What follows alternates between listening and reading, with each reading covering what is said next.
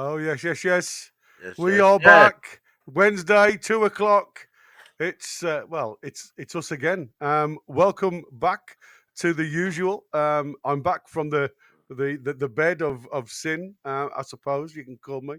Uh, hashtag sick note. I've got obviously my right wing man, I suppose, because it's the mighty with himself, and he's partnering up with Josh today, who's obviously still in the northeast. And he's going to give us a little bit of an update on the weekend's football with the youth team as well as the ladies team on Sunday. So, and obviously we've got some questions to throw at you guys out there in viewerland. So, before we do it, before we get into anything, what we'll do, I suppose we're supposed to do some housework. Um, so again, welcome to everybody across all of the platforms that are watching. Thanks to everybody that works in the background that do an amazing job that very few people or ever get a chance to see. We did manage to get to a few of them over the last few days up in the northeast, and I must admit, it was so lovely to see you guys.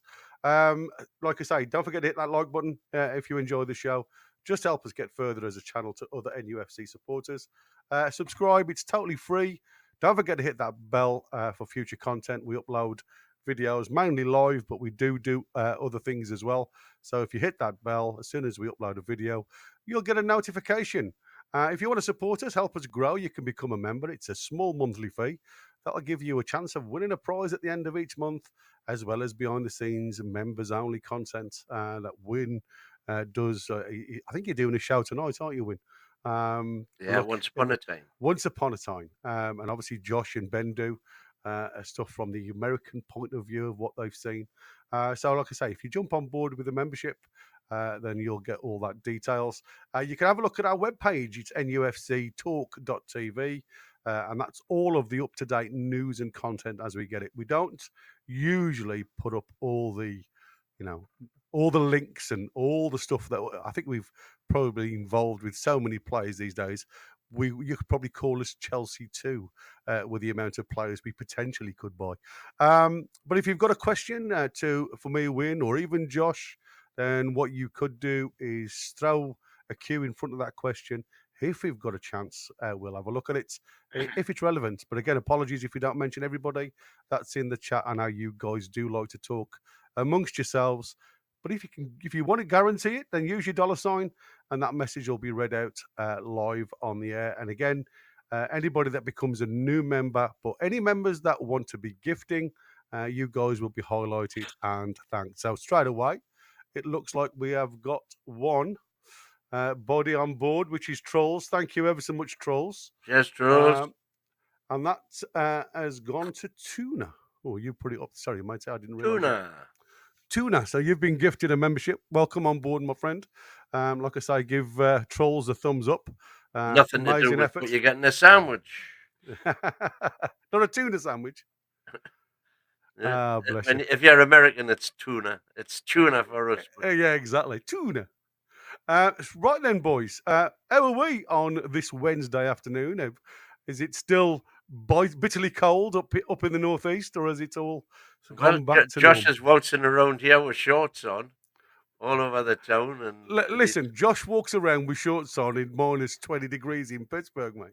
Oh, Philly, I should say. Yeah, went ice skating the other week with Ben in shorts and short sleeves. Yeah. Ice skating in shorts. Yeah. Wow. Yeah. I mean, you've seen it all now, haven't we? But it's been an interesting few days. I mean, listen, there's loads of rumours. Like I say, I managed to watch you guys this morning. I didn't manage to get the live viewing because, like I say, it was my mum-in-law's 70th birthday yesterday. So it was out on the jolly with them. And bless her, she broke down in tears because we went to a lovely Italian. If ever you guys come my side of the border, I found a cracking Italian. Seems literally as if you're in the middle of some Italian village. It's beautiful. But enough of the Italians. Let's. We've got one ourselves, which is Tonali. apparently we've been given lots of questions that we obviously want to answer. And if you had a look at the thumbnail gives us a bit of a way through, because it says, is it better now or was it better before, when Amanda and Mairead were involved? Well, it was definitely better, and we spent more than we had then. Yeah, I mean, it's crazy though, isn't it? Because, like I say, Kieran Woods is coming with a question. What's everyone's thoughts on Kuol? He scored twice and got 1 assist in the last 2 games. Well, Josh was at the live game, so we're going to come to that in a minute, and we'll go through, obviously, Josh's live thoughts, having seen him in the flesh. So I've only saw snippets of it. So but we will get to that towards the end of the program. So let's go on to what was you saying when regarding what your thoughts are regarding Amanda and the Mairead? list of questions that have been posited by someone on Twitter is in order. It's, does Paul Mitchell have a voice? Does he do anything? Will Yasser Al-Rumayyan give us an update from the majority ownership? Why still no new CEO? Why still no new commercial partners or sponsorships announced? Why the lack of transfer activity? Why no update on the financials as there was at this time last year? All very valid questions. Answering them, though, is not so straightforward, because the plain facts of the matter are we have no idea, because we aren't being told, and this is the communication bit, what on earth is going on behind the scenes. Because everybody was thinking before the window opened that presumably Paul Mitchell would have been working his magic and getting deals lined up ready for January. It's no secret the positions that we were looking to strengthen, and seemingly nothing is happening. And the only word coming out from the club is what we get from Eddie at his press conferences, that we haven't got any money to spend. Even though we must have had money to spend in summer, because the bids was on the table for Gay and then for Alanga. All of a sudden, we haven't got any money to spend. Now, as I say, I think that's just him spouting the company line so that when we do approach a club to buy a player, we don't get our pants taken down. We'll get them for a fair value. And there isn't the what was referred to as the Newcastle tax back in the day. But I still think the communication from the club, bear in mind the unrest that it's causing between supporters about who's to blame, etc., etc., etc. We've already had chats in there saying it's all Eddie Howe. He doesn't want anybody. He just, unless he picks them, etc., etc., etc. This needs to be brought out into the open. Yeah, I mean, let's first of all then let's just take it back a step, because obviously we were all very excited when Amanda and Mairead came on board and started to spend money, because as a club, as a fan, that's what you want to do, isn't it?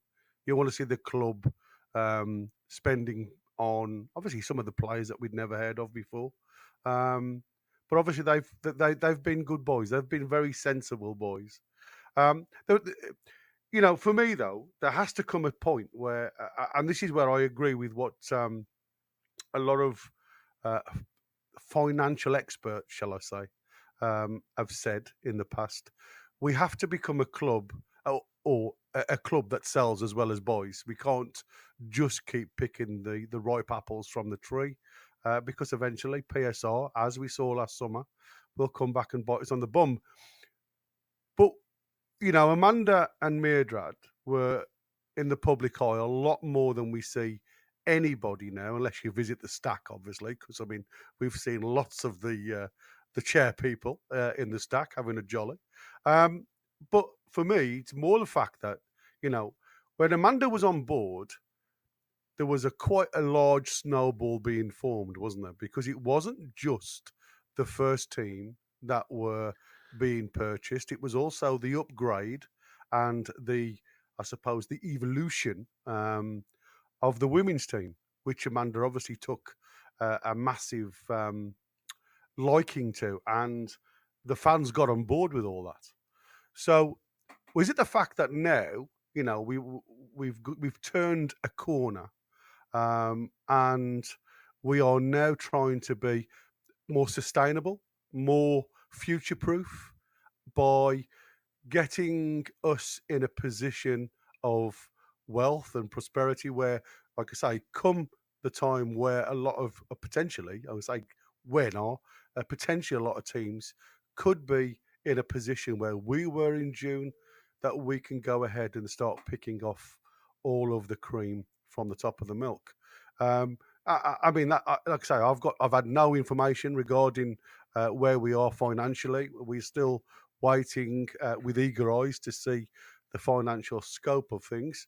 But for me, it has been a change. It has been a massive change from the takeover. The first 2.5 years, say, was definitely a massive trajectory forward.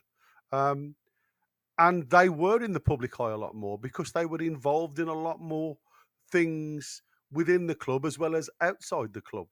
So, is this something that you expected to see? Or is it just the fact that because there's so much change, and we all know as fans, we don't like to see too much change?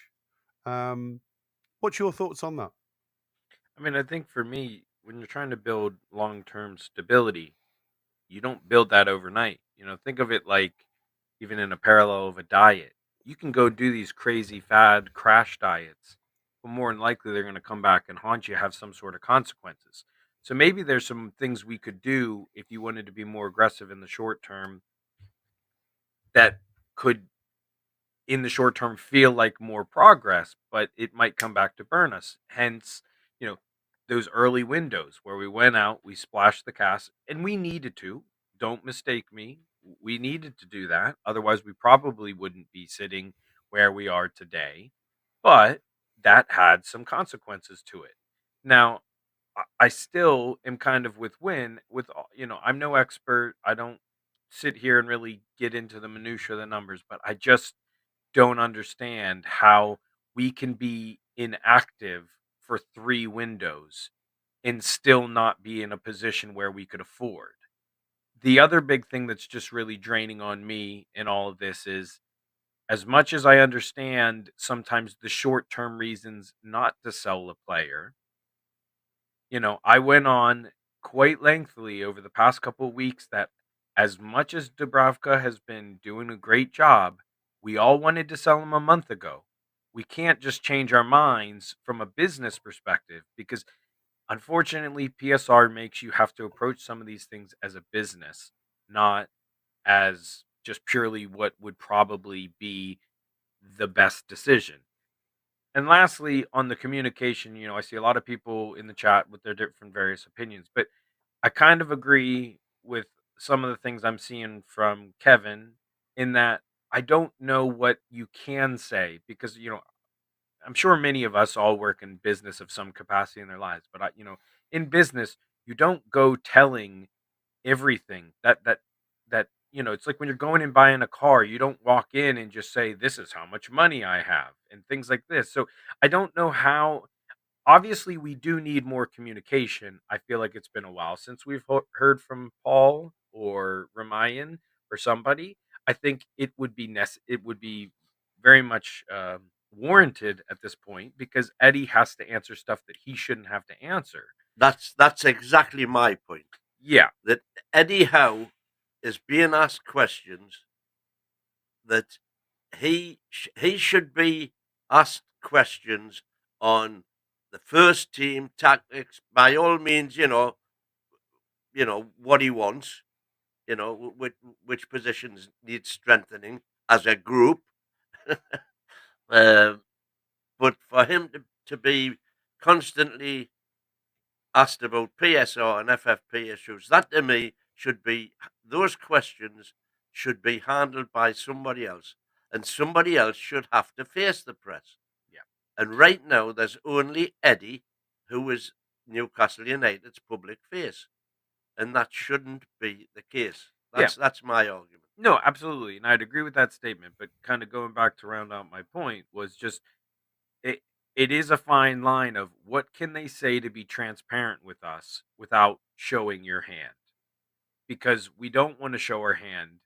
If people say trust what Eddie says, in his press conferences and things like that. I hear you, but this is also the same Eddie Howe that when in my city, Harvey Barnes is sitting in the room next to him and says, Harvey Barnes, never heard of the guy, and 2 hours later, it's official on the club's website. Now, again, that doesn't mean everything that Eddie says is a lie, but we've known for a long time that when it comes to certain things, he's been tactical. I'm pretty sure if you even rewind to press conferences, that first window, he was always kind of downplaying how much we were going to bring in that window. So I think there's an element of, as much as I understand when he's the only voice that's giving news, you want to take it for what it's at. But at the end of the day, this is a little bit of a poker game. They've got to, because the Newcastle tax, those first couple windows was real, so we couldn't just sit here and say, yeah, of course we want to buy everyone, and because that's going to add an extra 10 to your price tag. Perfect Boy. timing to throw it back to him. Excuse me. For a cough. Yeah. I've still got this cough around me, so I apologise. It tickles now and again, and I have to get it out. Ooh. So there was a question we've just passed for you from Kevin. So we'll throw that up on the screen. What do you want or expect the club to be telling us as fans? I want them to be giving us some jollification. I want them to be saying, listen, we have got money to spend, but we've got to be very careful. We haven't got a lot, so we need to be careful. We will be spending this window. That's what I want to hear. If the right player becomes available, we will be in the mix to acquire him. That's what I want to hear. Okay. And that straight away will silence all the people who are saying it's Eddie who doesn't want players. Trulls has been in a few times there. I've started a few ways. Yeah, I've just gone to the stars. It's Eddie. And yet he doesn't want Eddie out. He said he's quick to say he doesn't want Eddie out. So I'm pleased he's come onto the bright side from the dark side. Right then, just as you've said that, then let's do some of the said stars, because obviously there's going to be lots of opinions regarding this. Yeah. Trolls was the first one in, and Trolls has said how wanted to keep squaddies to make as it makes it so we have no reason to buy because the squad has 25 players, and all of this is on him. He won't play a player he hasn't said he wants. Now, for me, it's a case of, again, I keep going back to it. When you've still got Ashley Bruce style players, I think it's very difficult. You're not going to get Joe Linton's that are going to move from a position to another position and still shine.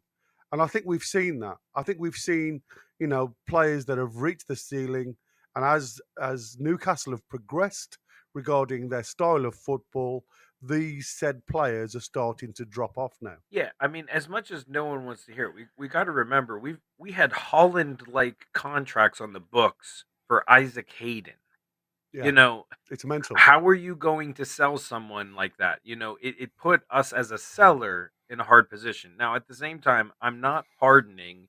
It sounds like we've basically vetoed a sale where we could have gotten money for Dubravka, and I've made it very clear. As much as I love him, to me that is absolutely unacceptable.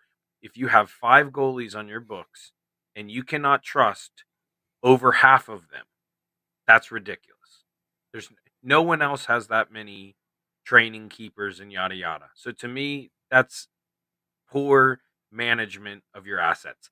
Same with Miggy. I know there's rumors that maybe even Murphy has a little niggle. And obviously Barnes has a niggle that's maybe going to be keeping him a month or so. But we can't just keep thinking about this very second. We need to think longer term, because really, when you look at why many of these teams have been burned, say the Man U's, I think Everton's a good example. They kept thinking about now, now, now, and then eventually that came to haunt them. And now they're trying to dig out of a hole. So I think we need to approach this as, if we can get something now, that'd be great. But we might have to do this in increments. It may mean that this isn't being done with, say, Isak in the black and white or Bruno in the black and white. I'm not saying I want to sell any of them, but the reality is we might need to use that as an asset to keep growing and then allow us have a more sustainable springboard to keep buying and adding. Yeah. Aaron Robson, haven't seen your name before, buddy. Welcome along. These transfer windows are more about who we might lose than get in. Absolute shite, says Aaron. Well, and we go back to it. You It's can a only case of sell somebody if somebody wants to buy them. wants to buy them. It's like And the anything else, isn't problem it? we've got is that the Ashley era players that Eddie got so much out of, they've already reached their peak now, and they're on the way down. So that there's, their value is a pittance. Geordie Dan has come in with this one. I doubt we will be bringing out in. I think all the eggs will be in the summer basket. Risky, but will be cheaper for the club. And to be fair, For me, super, super risky. I mean, just Massively. suicidally risky, because if we don't get minimum European football, we're not going to hang on to Isaac. We're not going to hang on to Bruno. We're not going to hang. We're going to be back to where we were at the time of the takeover.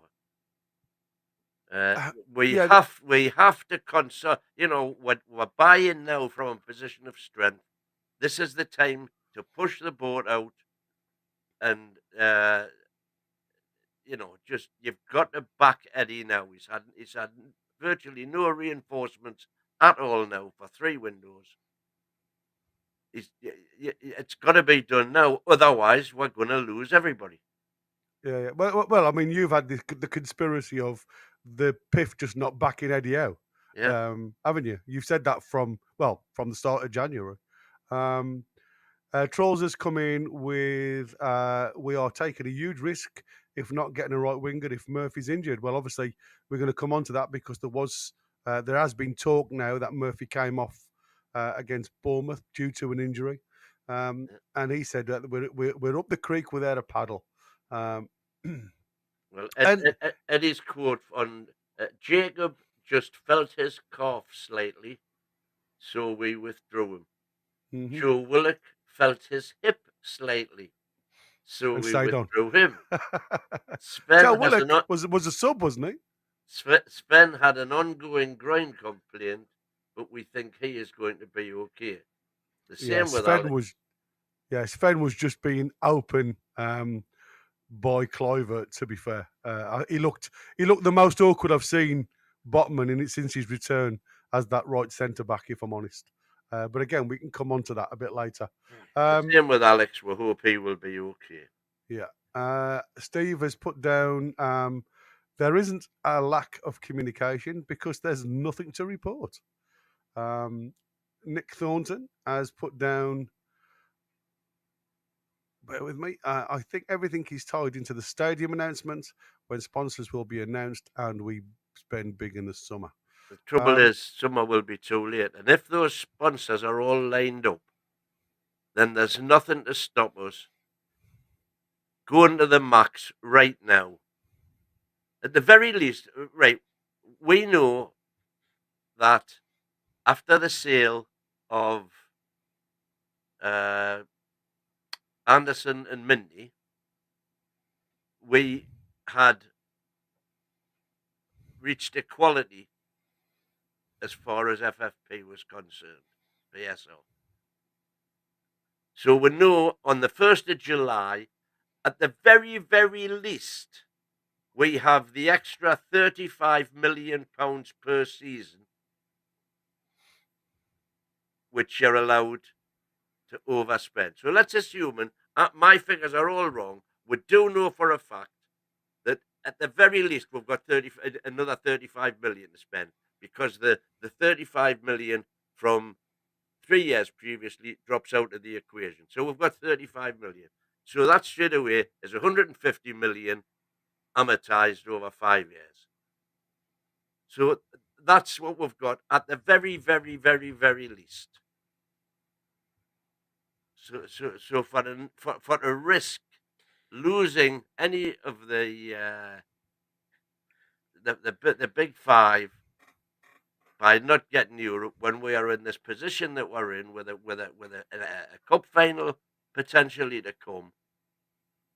And I think the risk goes beyond that. Obviously that's the obvious risk, but I go back to, we rewind 45 days ago or whatever it was, and it was going into the Leicester game, and a lot of us were saying, if we don't win this game, we need to kick Eddie to the curb. And Yeah. and I think you're in the same camp as me, Win, but I know many disagree. To me, a big part of it was, as much as there were certain in-game decisions he made that certainly weren't great, what was he supposed to do with the tools he has? And to me, I think we run the risk of making having another slump, and once again wanting to blame it on Eddie, as opposed to the real things of, he's just not getting fresh faces. I mean, we did a whole prime time kind of debate show, and Gary, I remember you talking about, you need, one of the ways to keep the message fresh in a dressing room is fresh ears, because obviously after a while a message can get stale when you're trying to motivate people. So to me, even beyond the fact that we need more depth, we need on the pitch new faces, we need it for even those intangibles of fresh energy, fresh ears to bring. So, I think I said it starting in August when the window closed, or September. I said, if we don't add anyone in January, it's pretty much unforgivable. So I got to stand by that. That's what I said. And to me, I will be, because we were talking about backstage before this, and everyone keeps on saying we're waiting to save it for the summer. That's what we were told last January. So, and I believed that narrative last January, and I was cool with it. But I whether think the biggest problem is what we've got from last January to this January. I don't think anybody realised the amount of issues that we had regarding PSL. I think everybody just sees us as, like I say, this rich club that is able to go out there and spend money, and I don't think anybody actually looks at what it takes to actually run a football club. And I think, like, when you are as restricted as we are, I mean, Kevin Bell has whacked on something that I was thinking when we were doing the narrative to the show. It depends on what you measure for what's better. Better on the pitch? Well, yes, we are. Better short-term plans? Well, yes, we are. Short term. Well, yeah, short-term plans. Well, I mean, even shirts. You look at our sponsorship now from where we were before. Even the shirts with Adidas is a better plan, isn't it? Better long-term plan. What are the measuring your question on here? And that's what we were saying behind the scenes, because it's an opinionated question. Because in my eyes, we have moved forward in leaps and bounds. And I also understand what you were saying, Win, because if we don't continue to evolve as a club, are we then going to take 3 or 4 steps backwards before we get the rebound forwards again? Um, and I suppose the biggest question or the biggest cloud over all of this is, can we still make the Champions League positions? Because without that, there is every potential that we could start losing star players. Um, but again, I go back to what Darren Eales has said before. If the right price comes in, don't forget all these guys are contracted to us for the foreseeable future. So if the right price comes in and they don't want to play for the club, then let's sell them and replace them. I know it's easier said than done. Don't get me wrong, but I certainly do. As a fan, I certainly do not want to see any player in a black and white shirt. We've seen this before, that don't actually want to wear the shirt. So for me, I want to be out there and seeing us go forward, but not without, not at the mercy of another player. And we've said this before. The only sellable asset that we have at this present moment in time, like we saw Anderson go, like we saw Minte go before he even had the chance to wear a black and white shirt, is Miley. And that's another big reason, Gary, like you just said, why I've been so strong in the stance of selling Dubravka, because I don't think the team can honestly sell him that beyond this year, he's first team. And I think that's a big reason why he wants to move on. I mean, even from the get-go, that dreaded Man U loan that split the fan base and how they felt about it. That's why I've always been under the opinion of sell him, because I don't think you can convince him to resign. If there was a world where I felt you could convince him to resign, then I was okay with bypassing that sale, because then he's still your asset to maybe sell next year or whatever. But the problem is as much as we hope and pray that this year will be the magical year that we end the drought, let's say it doesn't. I mean, I'm sorry, when Pope comes back, Pope is taking that net back. I know many people have disagreed, but Pope is taking that net back. Or if anything, Dubravka has one mess up and boom, it's Pope again. And then he's just going to sit on the bench again. And in 2 months' time, he's going to be ready to leave again. So that's why you got to sell him. That's why I said last year, before Callum hurt himself in the summer, I wanted to sell Callum just because I didn't think Callum wanted to play second fiddle. So you need to read read the room sometimes and make those tough but necessary decisions. Yeah, I agree with you, and that, like I said, for me, it's a case of we have started to make inroads into the top six, and when I say inroads into the top six, because we don't want to be a yo-yo club, we don't want to be in there one season and out there the next. We have to be on this conveyor belt of continually bringing talent through the doors without the Newcastle tax, because we just can't afford that. But again, I look at what's going on behind the scenes, and like I say, I've seen Kieran Woods' question. Kieran, I haven't forgotten you, matey. I've seen your question, but we'll come on to Kuol at the end of the question and answers, if you like. So please stay with us, buddy.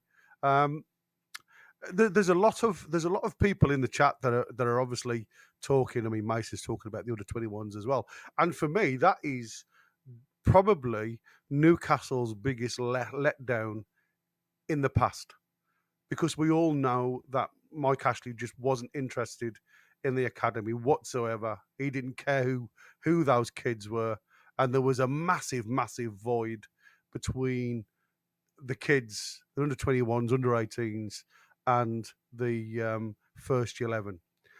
Now the gap's closing, and you do hear through the mill, if you like, that a lot of the under 21s are training on a weekly basis with the first 11 or the first team, to try and educate them, to try and make them better.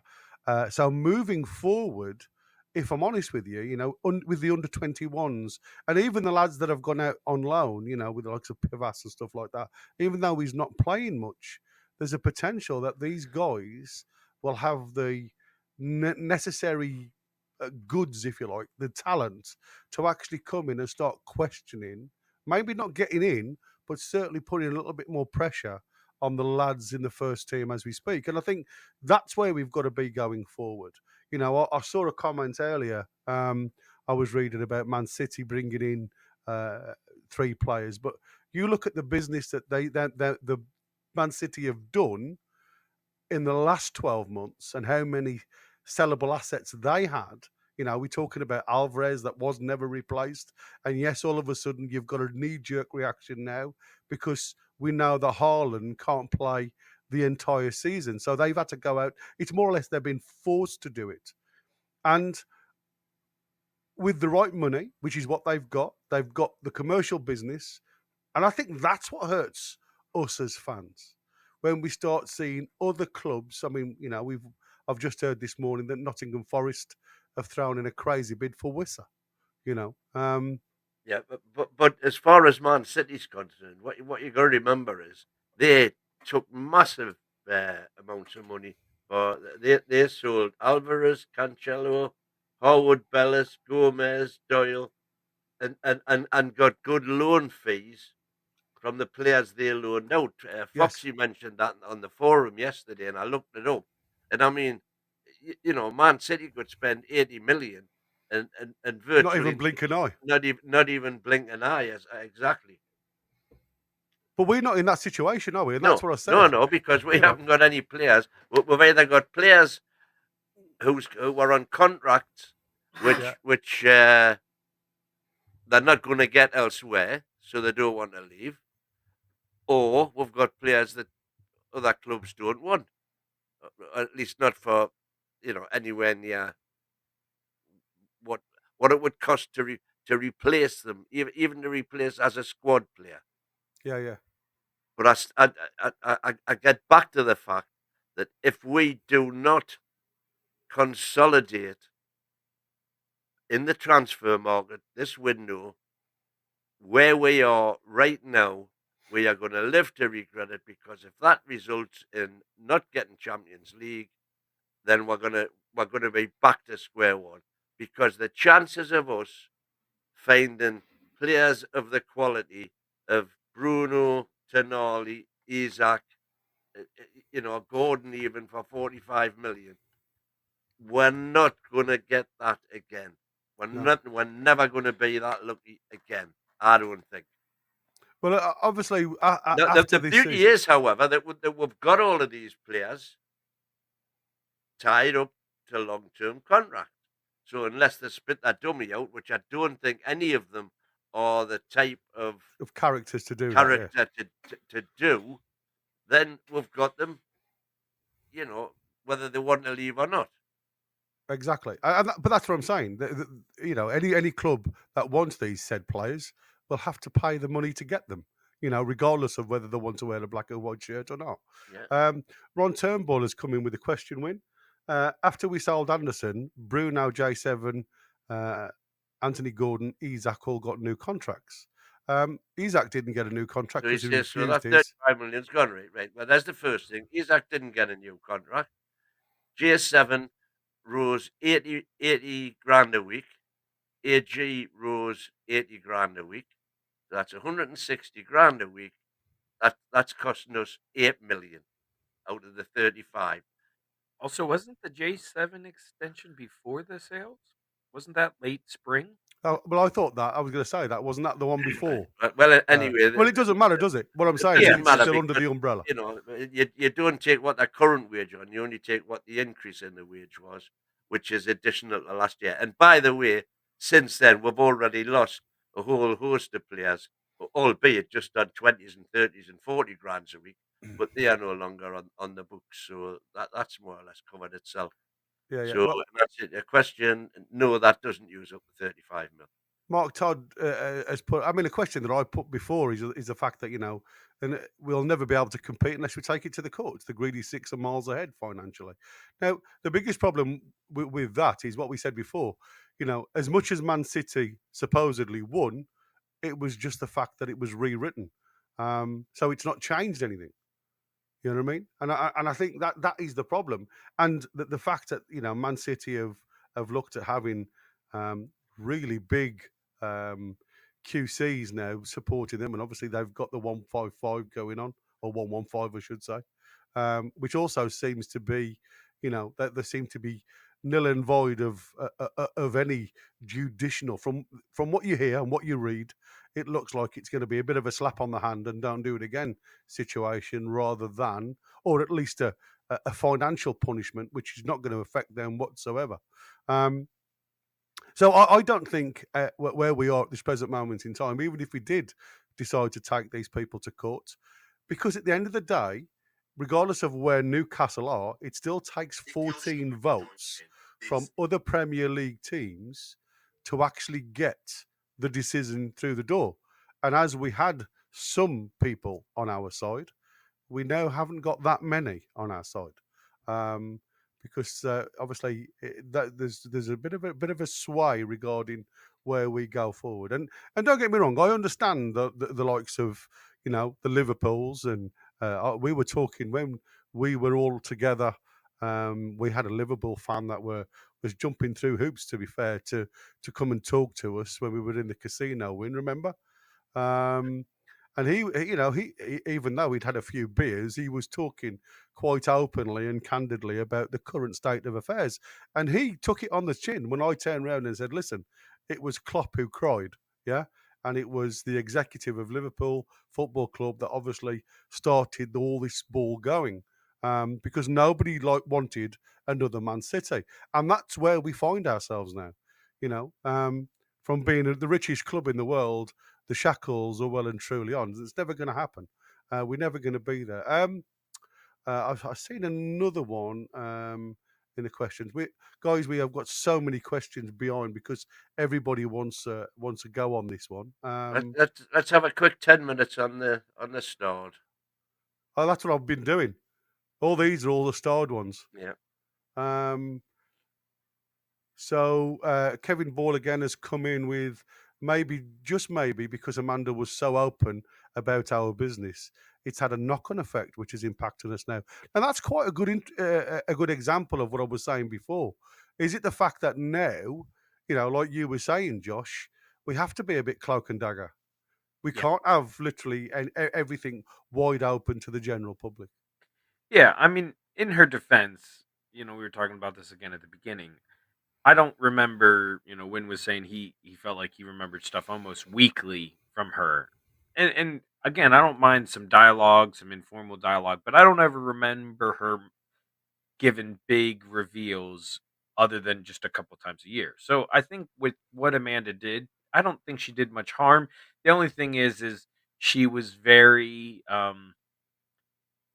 don't think braggadocious is the right word, but she was very bold in her expectations and her hopes. And we loved that, and we loved that she was vocal about that.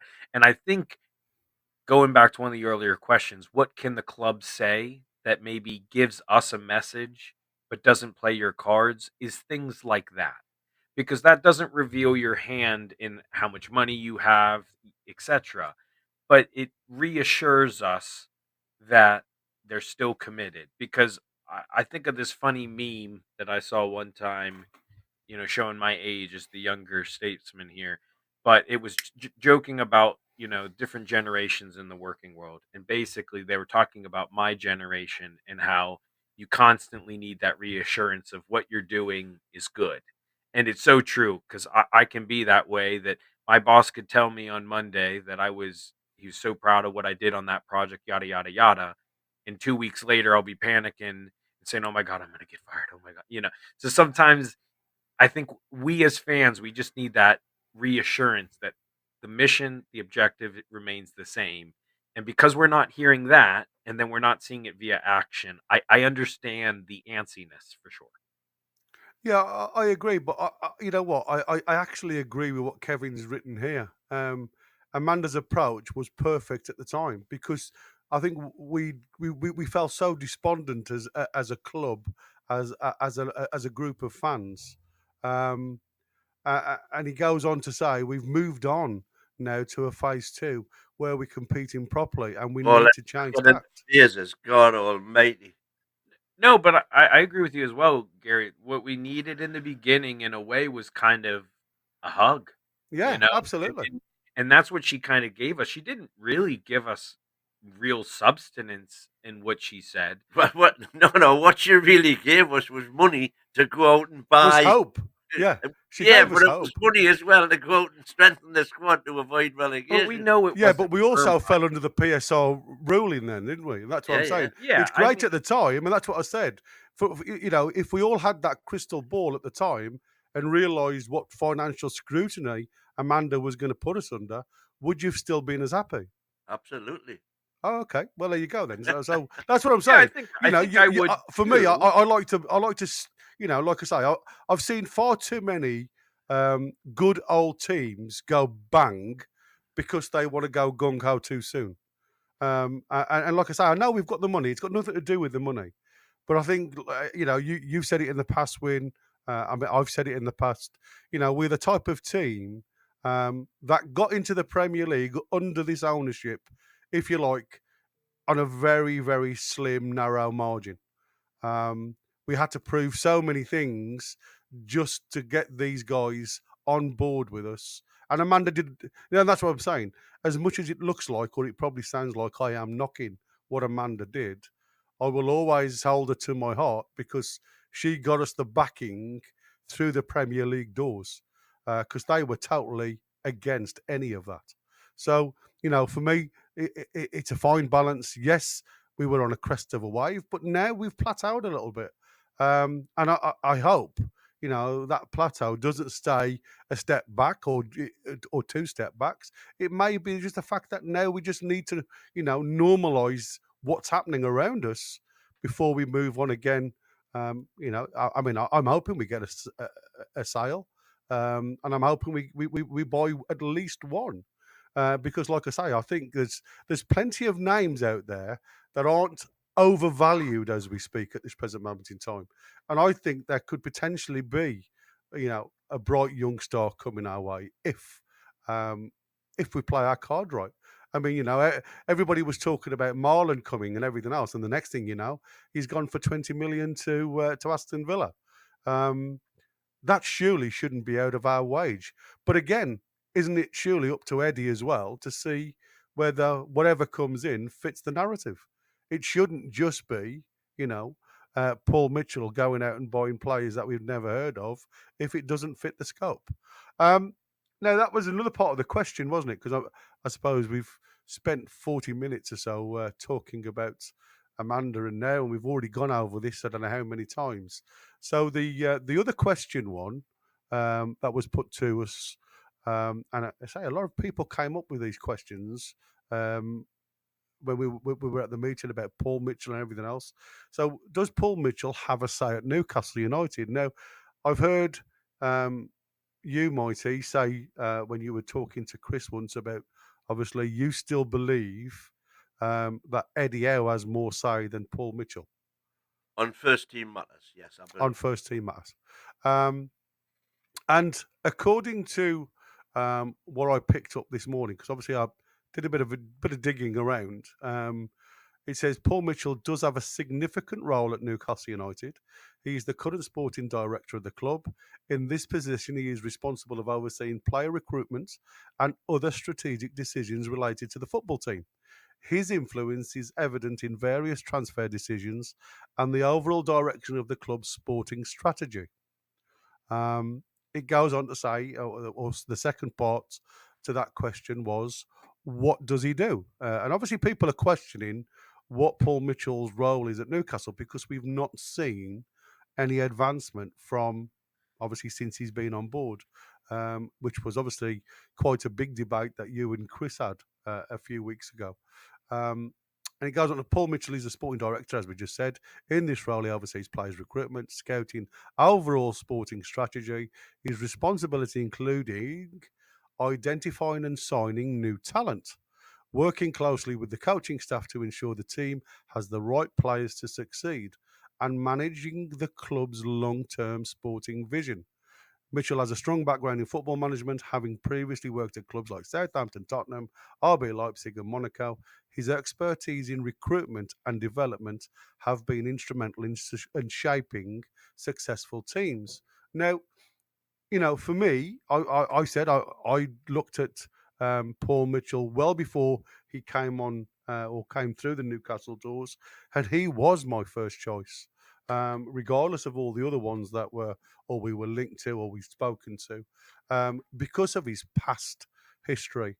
And again, I feel as though at this present moment in time, because of reasons that be, his hands are tied a little bit, because obviously we know about the Gay saga. Wasn't a player that he highlighted; it was a player that Eddie Howe highlighted. And what we do know, and we have heard from his interview, that his matching amount was £50 million, and he wasn't going to go above that. He wasn't going to go anywhere near what Crystal Palace wanted, and it was just the fact that when they looked at a player or a position that he felt weak, they had this 11th hour bid towards Elanga, which is what you've already said. So, for me, we know his role within the club, and we know the type of work that he has to do. Yes, there has to be a relationship between him and Eddie Howe, which is something that we've questioned in the past. But can I just ask you, gentlemen, because obviously we haven't seen much of what Paul Mitchell does. I mean, obviously we've seen a couple of his outbursts when people have we've questioned. seen a lot of what he does, though. But only from the academy and the women's team. Exactly. That's what I'm saying. But we've not seen. Is that where these questions come from? That's what I was going to ask you. Is it because there's nothing happening with the first team that people now start questioning what his role is within the club, and is he the man to take us forward? I still think Paul Mitchell is a very good DOF. You've got to define DOF, but his forte in the past has been identifying young talent, and that's exactly what he's doing. We've brought in. There seems to be an academy player coming in just about every other week. We're getting a new name that we've signed, or who will be signing when they're 18, or all of this sort of stuff. So all that bides great for the future. But the immediate problem for me needs to be addressed, because we had someone there saying, where was it? David Veach. We're a couple of A players away from a regular top 6 team, and the strategy is in place to bring them in this summer, stop the hysterics. The problem is, we are a couple of players away. If we retain all of the quality players we've got right now, my worry is that if we don't get Champions League or win some silverware, then we won't have those players. So then we'll not be talking about being a couple of players away. We'll be talking about being 4 or 5 players away. And that's why, it's a delicate balance, short term, long term. And of course, with the shackles that we've got on at the minute with FFP, PSR, call it what you fucking will, alphabet soup, that's a problem, it would appear. I just think that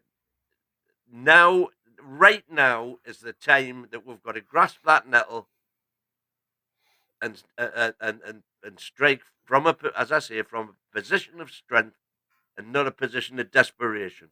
If we have to sell, let's say we sell Isaac for 150 mil in summer because he wants to go because we haven't got Champions League, Andrew. We're going to have all that money. Everybody knows we've got all that money. We're going to get our pants taken down. We're going to pay, as Man United have done, we're going to pay fortunes for rubbish, basically. for something that can't happen. Whereas we've got what we've got now. You know, it just, to me, it's suicidal not to consolidate that. Yeah, but you know, and I'm going to move away from the buying saga, because obviously we all know that obviously it's just not happening at the moment. But for me, it's more the fact, and I've said it previously, if we get injuries, you can kiss goodbye to it anyway. To certain individuals, if we get injuries to certain players, I think you can kiss the Champions League spot goodbye. We certainly haven't got an understudy for Isak of any stature at all. We certainly haven't got a right winger of any stature. Anthony Gordon with Harvey Barnes, potentially. But on the long term, do you think Harvey Barnes is going to give you the reward that Anthony Gordon has? And to be fair, I haven't seen Anthony Gordon on any great heights this season of yet. He's had one or two good games, but nothing major. Go through the middle of the park, and you take J7 out of that equation, the lad who is obviously the steel horse. Tonali, who's the orchestrator, and Bruno, who again, has his failures, but still, when you look at our midfield and decimate that, we have very little to come in apart from the likes of Miley. I haven't seen much of Willock this season, even though I have praised him at times. So, Okay, so here's where we stand on this right now, and I said it during our lovely run. That's the bubbles burst now. We're all having a miserable week as a result. But we have what is widely regarded as the best midfield three in the country. In Anthony Gordon, we've got one of the best left wingers in the country. In Lewis Hall, we've got the standout left back of the Premiership this season so far. Okay, he had disaster on Saturday, but let's call that a blip. We've got Isak, the probably number one target of every big club in the land at centre forward. And I'll say centre forward for Chris instead of striker. But so we've got a brilliant midfield, we've got brilliant left hand, we've got a brilliant strike force. The only thing we're missing is a right winger for me.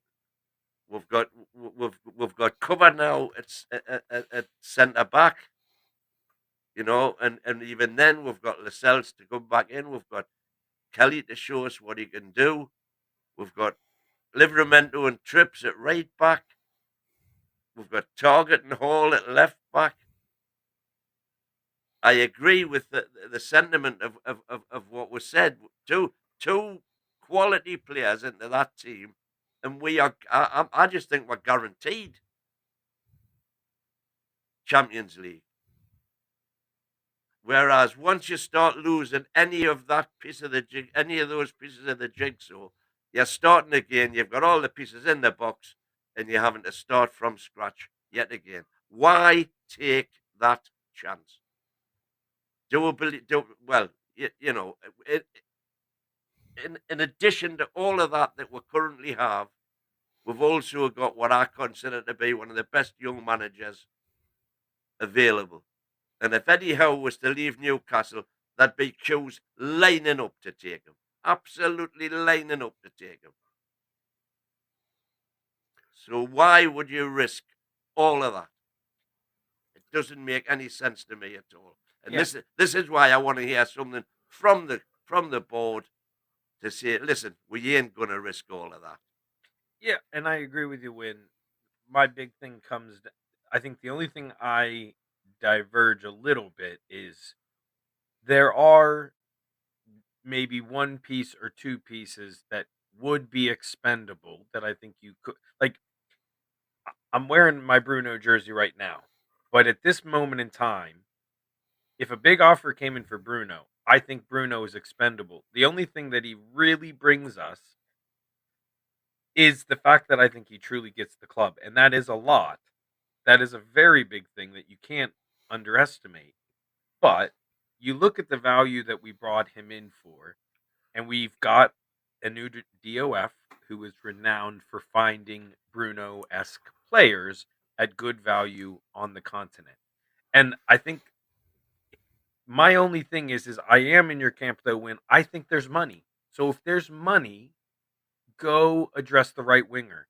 Because to me, at this point, as long as you bring in a right winger, I think we're fine to the summer. And I can stomach you telling me you want to save the rest of the money for when you think it's fair value.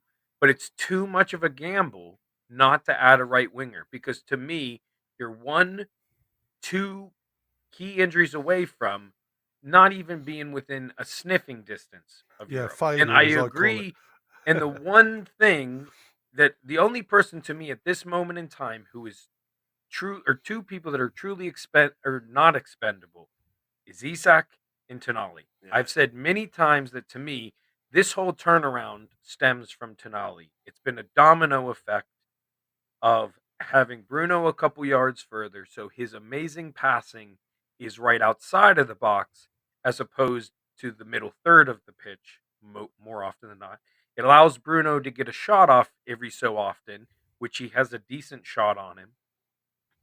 And Tonali and Bruno, I think, is what has helped Murphy take pedestrian or bad performances and make him look good. Because again, I will say it, I love Murphy to death, but when you look at this hot streak, has he really been doing anything differently than what he was doing when we were insulting him? The only difference has been the end result. So part of that I feel like is a little bit of a luck versus bad luck. Somewhere the mean is somewhere in the middle with Murphy. So to me, I do think, albeit it is a risk to not strengthen now, I'm not sure I think it's as big of a risk as Wynn thinks because I think right now Gordon wouldn't go anywhere. Even if we didn't make Europe, I think Gordon's safe to stay. I think Bruno, unless someone came, Bruno most likely would stay because Bruno's had an off season, so I don't think his stock is as high as it was a year ago. I don't think Big Joe is going anywhere. I don't think Lewis Hall is going anywhere. I don't think Sandro would go anywhere because I think, from seeing him live and in person, I just think he does look like he's happy here, and I still think he has that little bit more of a semblance of feeling like he owes us, maybe a half a season more. So the only person who I think you're risk of losing is Isak, which obviously would be terrible. As I said earlier, he's probably the only piece that isn't really a guaranteed replacement. But at the end of the day, if it has to happen, it has to happen. But I said this on Wednesday because I was right behind the bench for both games. And watching Isak come off in both games for his subs, I know we can often read in and speculate our own opinions, but he does not look like someone who wants to go anywhere. And, all the usual reasons of why not to like Newcastle, I think we were talking about this, Gary. Why would he want, this isn't cold to him. He's from Sweden. He doesn't mind the weather, and I think he looks like someone, as much as he likes to have the spotlight on the pitch, he looks like someone off the pitch that doesn't probably want to be in the limelight all the time. And I think that's the beauty of Newcastle is during the week, Monday through Friday, you can kind of sink into the crowd and go about your life. And then, when game time comes, all eyes on me. Yeah. I mean, just a quickie, fellas. Got over 300 watching this now. Hit the likes, get the subs in, subscribe. Make sure you don't miss any more of this. Predator's got one here. Yeah, exactly. Predator's got one here. No one asking for a massive presser from Mitchell or the club, but F-Psych, say something to the fans. Transparency costs nothing. And this is what we were saying before, though. Can I ask you, Predator, right? And I'm going to throw it back out there. What other side gives pressers about what they're doing behind the scenes? What other team? And also, what do you want to hear, Predator? I'm just curious what he would like to hear. And this goes to anyone who would feel the same as Predator. What do you think would be a sufficient answer from them? Yeah, to be honest, I can't answer that because I don't support any other club. So but you watch a lot of other clubs like we do, YouTubers that say very little about any of their chairman or any of their board coming out and stating facts. I do the same. Oh, the, There's another visitor to the the crew. Emperor There's a of India hand. has just walked in. Oh, Amrit! Amrit's in the show. No, he's not. He's not going to get in this. Well, he could jump. I'm in going to the back. say, he's got more chance of squeezing next to me than you two. But that's my point. You see, we don't actually see a lot of other teams doing anything that we're doing at this present moment in time. You get the presser, you get the coach coming and giving you information, but you very rarely get the board members. And to be fair, Well, I certainly remember. Just for example, in recent history, I certainly remember Steve Parish having an awful lot to say at Crystal Palace. Yeah. So I don't know. I don't know how often. But that's what you get now. But that will be like we saw when the Mark Gahey saga was on. Steve Parish was around the loop then, because obviously, and if I'm honest with you, I think he got an absolute rollicking from the shareholders for doing what he did by moving the goalposts away from him. But Yeah, what I'm saying to you is, all it I'm wasn't saying is- anything to do with the rest of the club. It was but just the question projected about Mark Gahey. the question was what do other clubs boards of directors do or whatever. And what I'm saying is I don't know, but that's probably not because they're not doing anything. It's just because it isn't making kind of national news.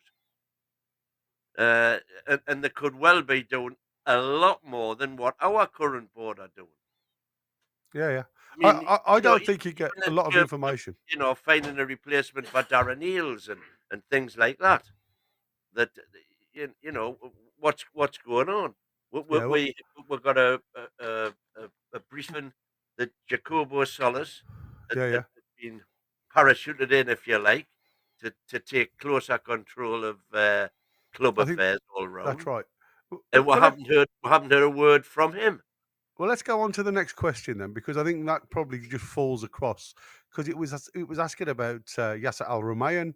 Will he give the fans an update on the ownership? Now, for me, again, I don't really know the significance behind that, but again, just going on from what I've done, it's about Yasser Al Rumayyan, the chairman of Newcastle, has been actively involved in the club's operation and has had updates in the past.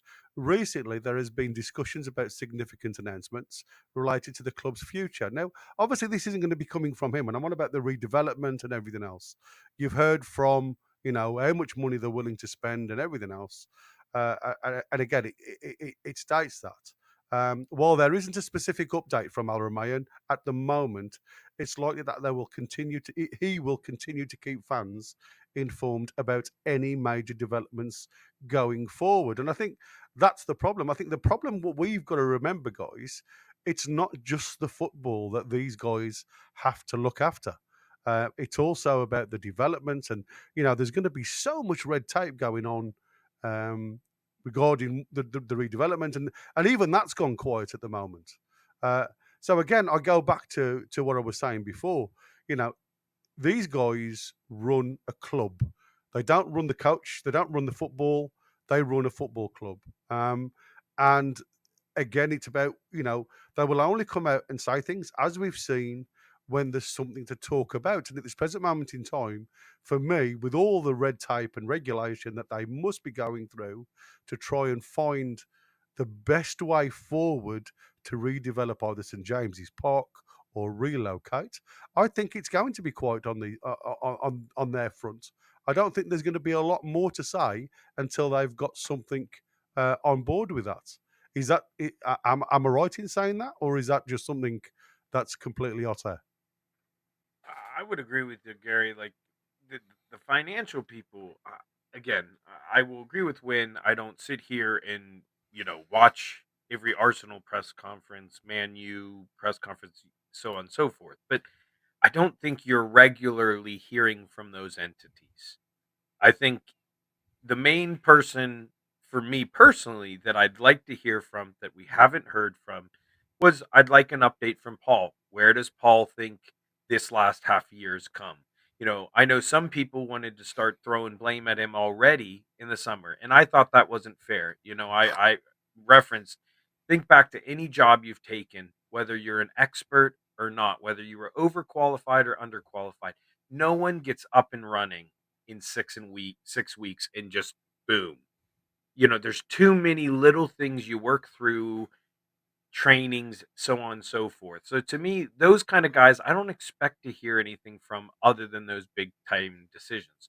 The only thing I would say on the commercial end, though, that does worry me is I keep on hearing this narrative of we're waiting till the rules are kind of beaten and then we can do some mega sponsorship. We've been saying that forever now. And even if they're going to win, I don't believe that we're going to be able to really benefit from that for years from now. So we can't just sit here and twiddle our thumbs until then. We could make incremental steps in the meantime that could help maybe save you from selling a Minte.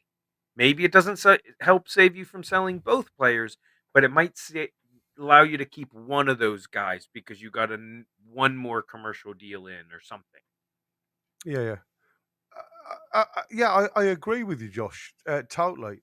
I mean, for me, it's like let's just take it to another notch, right? Now, everybody's talking about David coming in, right?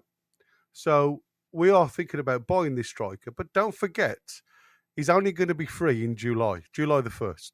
So he's not going to be here for any part of this season. And I've just seen Kenny W saying that Kurtz won to Sula. Now, again, we go back to, the likes of certain individuals that are at Newcastle won't be loaned out at all, potentially not even sold, because we are too thin on the ground. And that's what we were saying. It's a case of, what is the most important part of us going forward? Well, I absolutely agree with you. If it's 90% that Miggy's through the door now, so that only leaves us potentially Murphy on that right hand side and Harvey Barnes that can bounce from left to right if we need him. Potentially Zanussi coming in from the youth side, maybe Kuol if he's turned a corner. But again, like I say, we'll get on to Kuol in a second because from what I've seen snippets wise, I don't think the lad's anywhere near. But that's my only opinion. But for me, it's a case of if we project for the here and now, all I want is to know of if there's any future movement of a player going out. Because, like I said, for me, the only the player that's got the asset now to sell is Miley, where he's a homegrown player.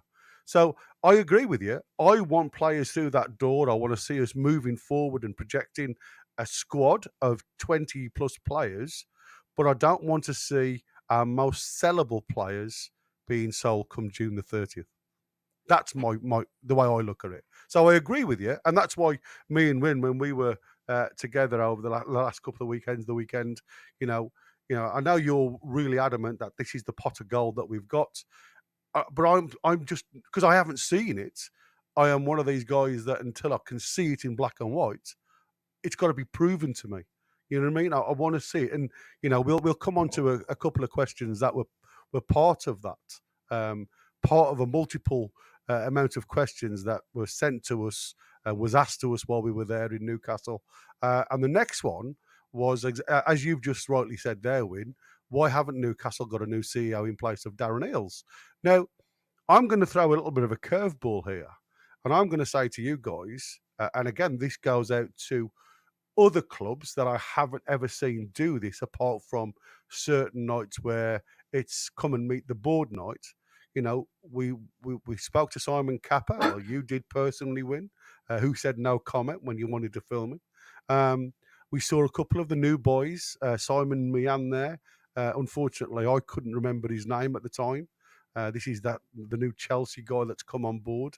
We know Jacobo Solis is involved again, just there to support Darren Eales. Now, we know Darren Eales has got this really bad few years ahead of him, where he's going to go through treatment and everything else.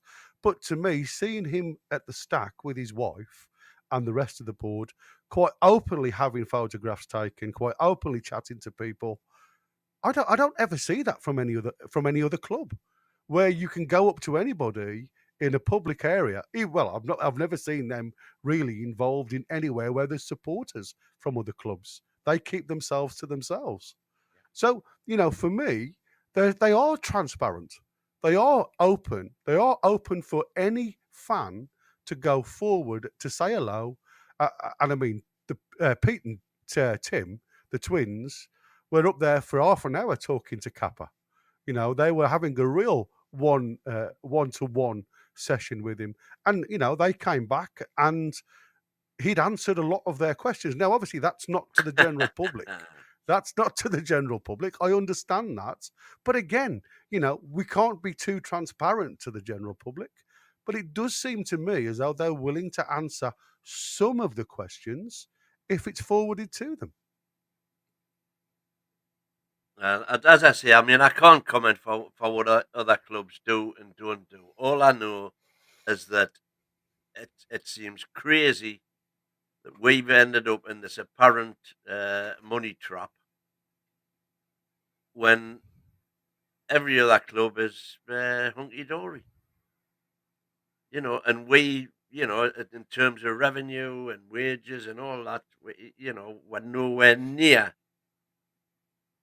where the big boys are.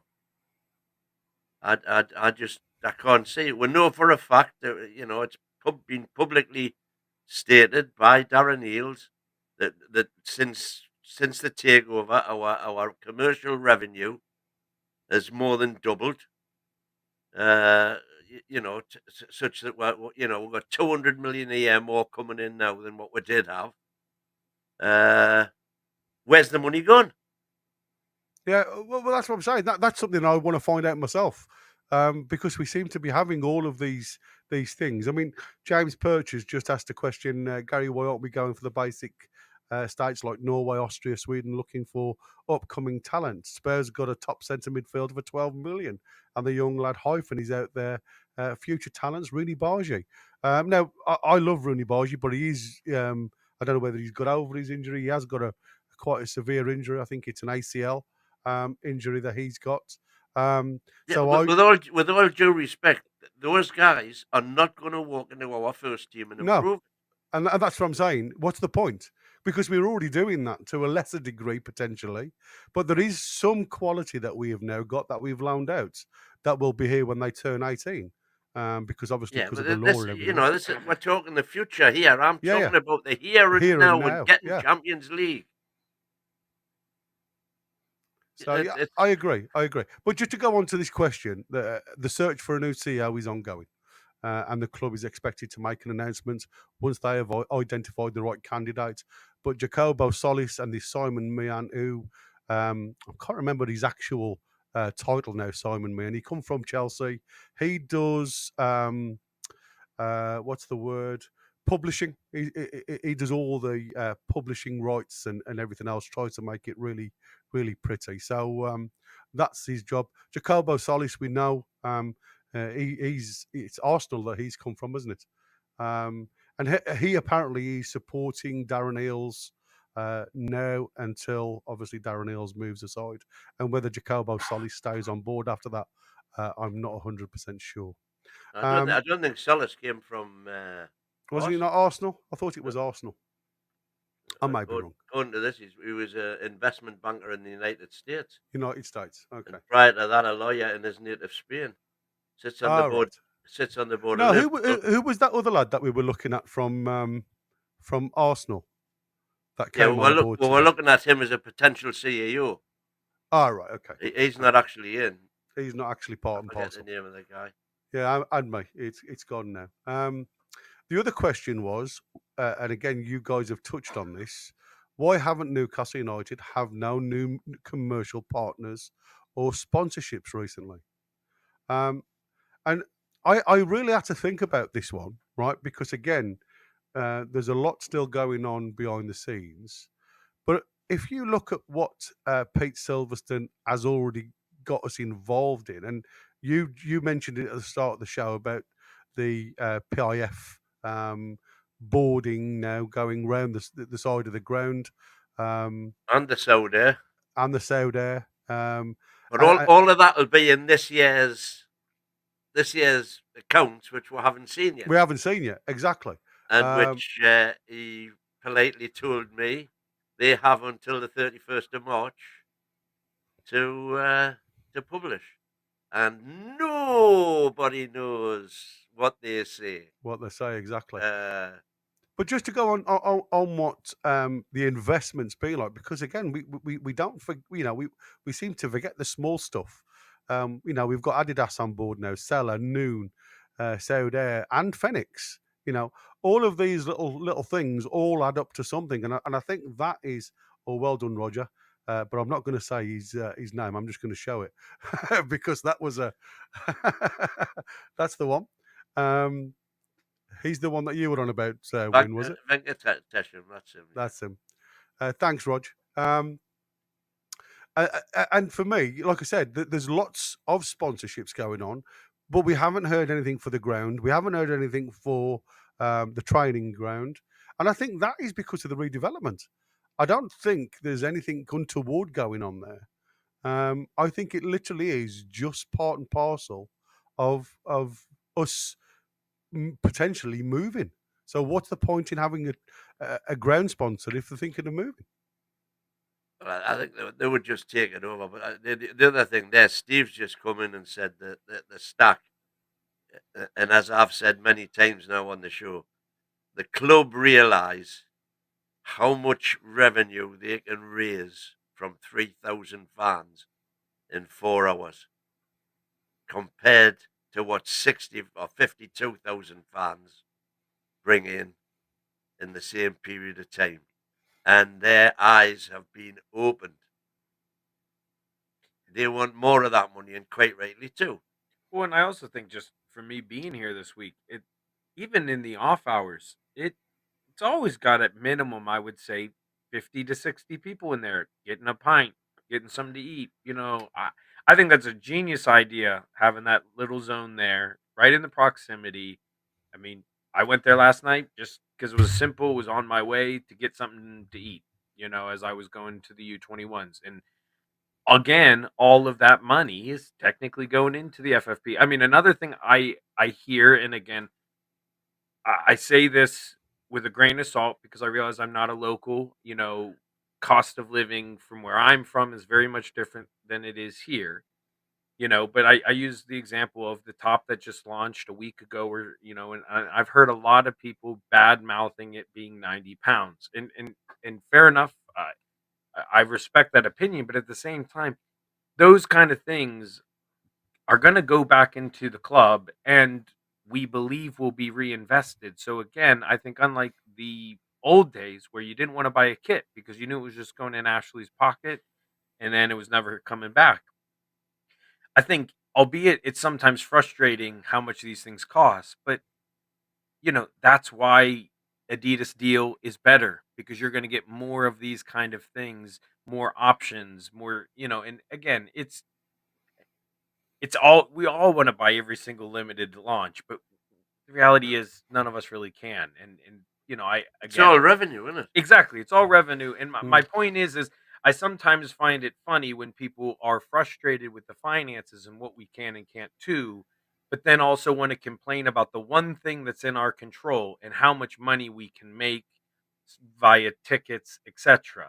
And again, I don't want to go too down that because I know it's kind of a political wormhole of just like in the States, you have baseball, and baseball is seen as that family oriented game, and you can get into quite cheap no matter what your income is, and yada, yada, yada. So I know there's a lot of similarities to that with football, but at the same time, you got to understand that I think when they raise these prices, it helps us, and it's, we should see it reinvested. Yeah, I agree. I'm just going to query this one because Ian CR65 has questioned what I'm finding it quite funny about the panel's question, but the club's being more open when this podcast won't tell us what Peter Kappa said. I didn't speak to him. Simon Kappa. Sorry, Simon Kappa. I didn't speak to him, Ian, so I can't can't divulge anything. 'Cause Well, I did. I I don't. went up and You I did. So why don't you tell him what he said to you? right. So I told him my figures, and he looked at actually what he said was he says, you know, right now the Premiership have issued a statement saying that all clubs have passed FFP muster, as it were. So he said, I'm quite good at my job, you know. And I says, well, funnily enough, I says I'm quite good at mine. And according to the figures I've done, I reckon we've got at least £140 million to spend. Why haven't we spent it? And he went, I says, so are you, and I put my camera on at that stage, and I said, are you prepared to tell me that Newcastle United haven't got £140 million to spend? And if not, can you tell me where it's gone? To which he replied, no comment, with a wry smile on his face. That led me There to you go. believe that he wasn't even prepared to turn round and say, you're talking nonsense on the record.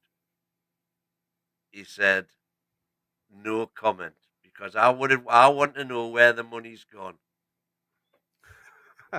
So we shall see. At which point he said, nobody knows anything, because there's already been rogue reports circulating about how we made a £27 million profit in the Which he accounts said for was me. nonsense, didn't he? And he said that, he says, I can tell you that is utter nonsense. Now, okay, that could be specifically the 27 million. Yeah, it could be figure 200 and that something I've million. mentioned. It was You know, it could be 26.5 26.5. So he could legitimately say nonsense about the 27 million. But what he did say was, nobody knows. He says the Premier League have had the figures. They cannot divulge them. And he says, nobody will know until we're published, until the accounts are published, and that won't happen. We have until March the 31st to do that. So I says, my 140 million is nonsense, no comment. Yeah, and I can't tell you what he said to Pete and Tim because I wasn't involved in that conversation either. Correct. It would be hearsay, my lad. Absolutely. He said no Absolutely. comment because otherwise what he said would have been bleeped out. Well, this is what the club, because obviously going on from what Wynne has just said there, right? So one of the questions that was put to us was, why haven't Newcastle give out the financial details in January 25 as they did in January 24? So this is what the club have had to say. Newcastle United has not yet released the financial details for January 25, but they are expected to do so soon. The club has been actively managing their finances, including significant investments and careful monitoring of their financial situation to comply with the Premier League regulations. The delay might be due to the ongoing financial assessment and the need to ensure accuracy before making any public announcement. In the meantime, the club has been transparent about the financial reality and the challenge they face, particularly with the profitability and sustainability rules impacting their spending and transfer activities. So again, exactly what Wynn's just said. They've moved them onto the Premier League, been open and transparent to them. But again, and when it comes to the public view, like everybody in the chat, though everybody has an opinion.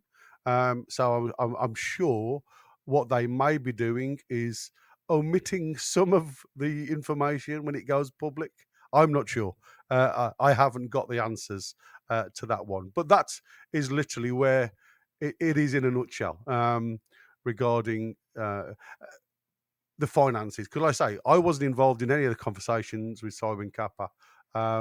And it, like I say, there wasn't a real. It didn't really give us anything to swing. Just to put it all to bed, the bottom line is, since Amanda's gone, we are not getting the same communication. Now you can argue whether that's a good thing, bad thing, irrelevant, but that's an absolute fact that we are. So right at the minute, the only voice piece that the club appear to have and want to have is Eddie Howe. So it's Eddie that's been faced with all of these questions, and to me, I don't think that's right. No. The only other thing I suppose we can say about that, as soon as we get wind of these finances, we will be doing a special one, I would imagine, me and Oh, thee. absolutely. So keep your ears open on that. And obviously that goes for anything regarding transfers, because again, that was another question. And the only thing, and again, we've said this, we've gone through 3 windows, this being the third where we haven't seen much activity. But again, when you question the club, they will always throw back Lewis Hall, Odyssey, Odi Vlachodimos, Willa Sula, and these are the guys that have come through in these windows. But again, it's not the type of player that we are looking for as fans, and I understand that. And there was a question in the chat I saw before about the finances. Can I just quickly put this one up? This is James Yeah, Bird. go on. Sorry that £12 million midfielder bosses us at Spurs. Rooney bargain destroyed Man United. The best young right winger out there, Dam's good at Salzburg, best young 10 in the world. Sorry, we don't buy enough. Well, can I just inform you that those 3 wonder kids that you're on about are currently sitting 15th in the table? And as for bossing us at Spurs, sorry, I thought we beat Spurs. Yeah, he did. I mean, he did Yeah, play well. so I did say the only I player I'd agree. take. He did quite well. We beat Yeah, he them. did. And Yeah, yeah. and that's what young, unproven Premiership players do for you. So yes, they're bargains, but if you want to finish 15th, that's what you buy. Yeah, yeah. And we all know what he brings you. I said from day one, he seems the type of player that will pass the ball and stuff like that. I mean, he scored a cracker. I can't remember. Was it against Man U? Yeah. And that's what I'm saying. I mean, there is players out there. But can I ask a question to James? Would he have got in the starting 11 if there wasn't the injuries and suspensions? Because I don't think he would. And I think they've gambled very much the same as Bournemouth did. There's a lot. They were down to their bare minimum when they played us the weekend, and actually pulled our pants down and completely spanked us. But before, I mean, that was all the question and answers. So again, we're only skimming the surface with a lot of these guys, and it was, like I said, there was a lot of questions thrown at us verbally. There's been lots of questions thrown in during the shows, so we've tried to condense everything in an hour. Josh, tell us about the under-21s, what your findings were. And obviously, Win can go to sleep while we talk about the women as well, mate, because unfortunately, on my way back from the Northeast, I was going via Sheffield, but then was given some news that I needed to get back home ASAP. So I didn't get to the women's game. So quite a lackluster performance by all accounts, Josh. So I'm glad I didn't turn up, matey, if I'm honest. But the floor is yours, mate. Give us your version on the women. Give us your version on the 21s. So yeah, we'll start with the lasses.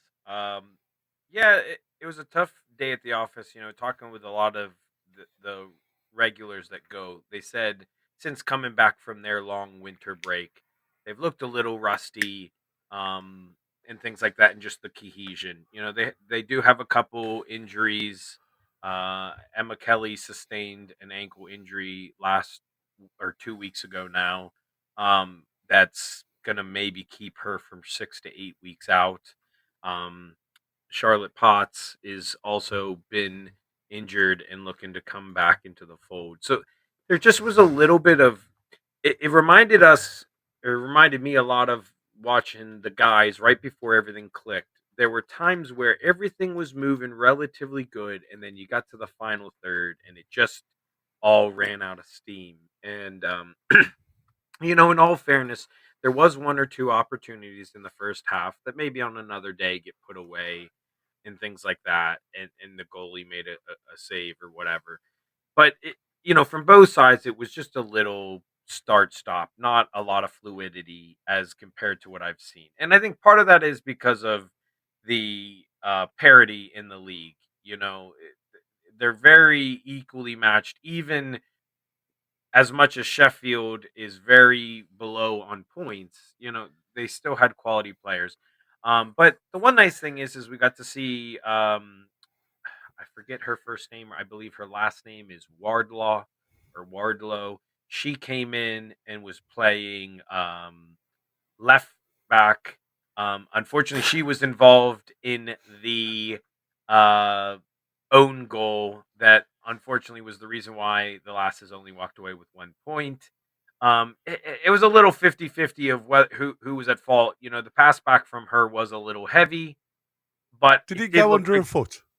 yeah, but the ball did kind of take a bounce, and I think Moan could have gotten a foot on it. The only thing is I think it would have been hard for her to get a good first touch on it. So there's still a chance there could have been trouble even had she gotten her foot on it. Because Um, I mean, uh, if I'm honest with you, when I go back to Sunday pitches, there is always the opportunity of that negative bounce. These guys play on carpets these days. They're very, very rare. The ball actually has a anomaly, Yeah. unless there's an object on the ball, on the field. I mean, remember that one that went in? Was it against Bruce Grobler when he hits the beach ball and went over his head back in the day? yeah, that would be one for win, not me. Yeah, But but you know what I mean. That's what I'm yeah, saying. For exactly. me, and that's why I said at that level, I think all pass backs should be away from the goal, and that's not Yeah, taking anything from Moan or anything else.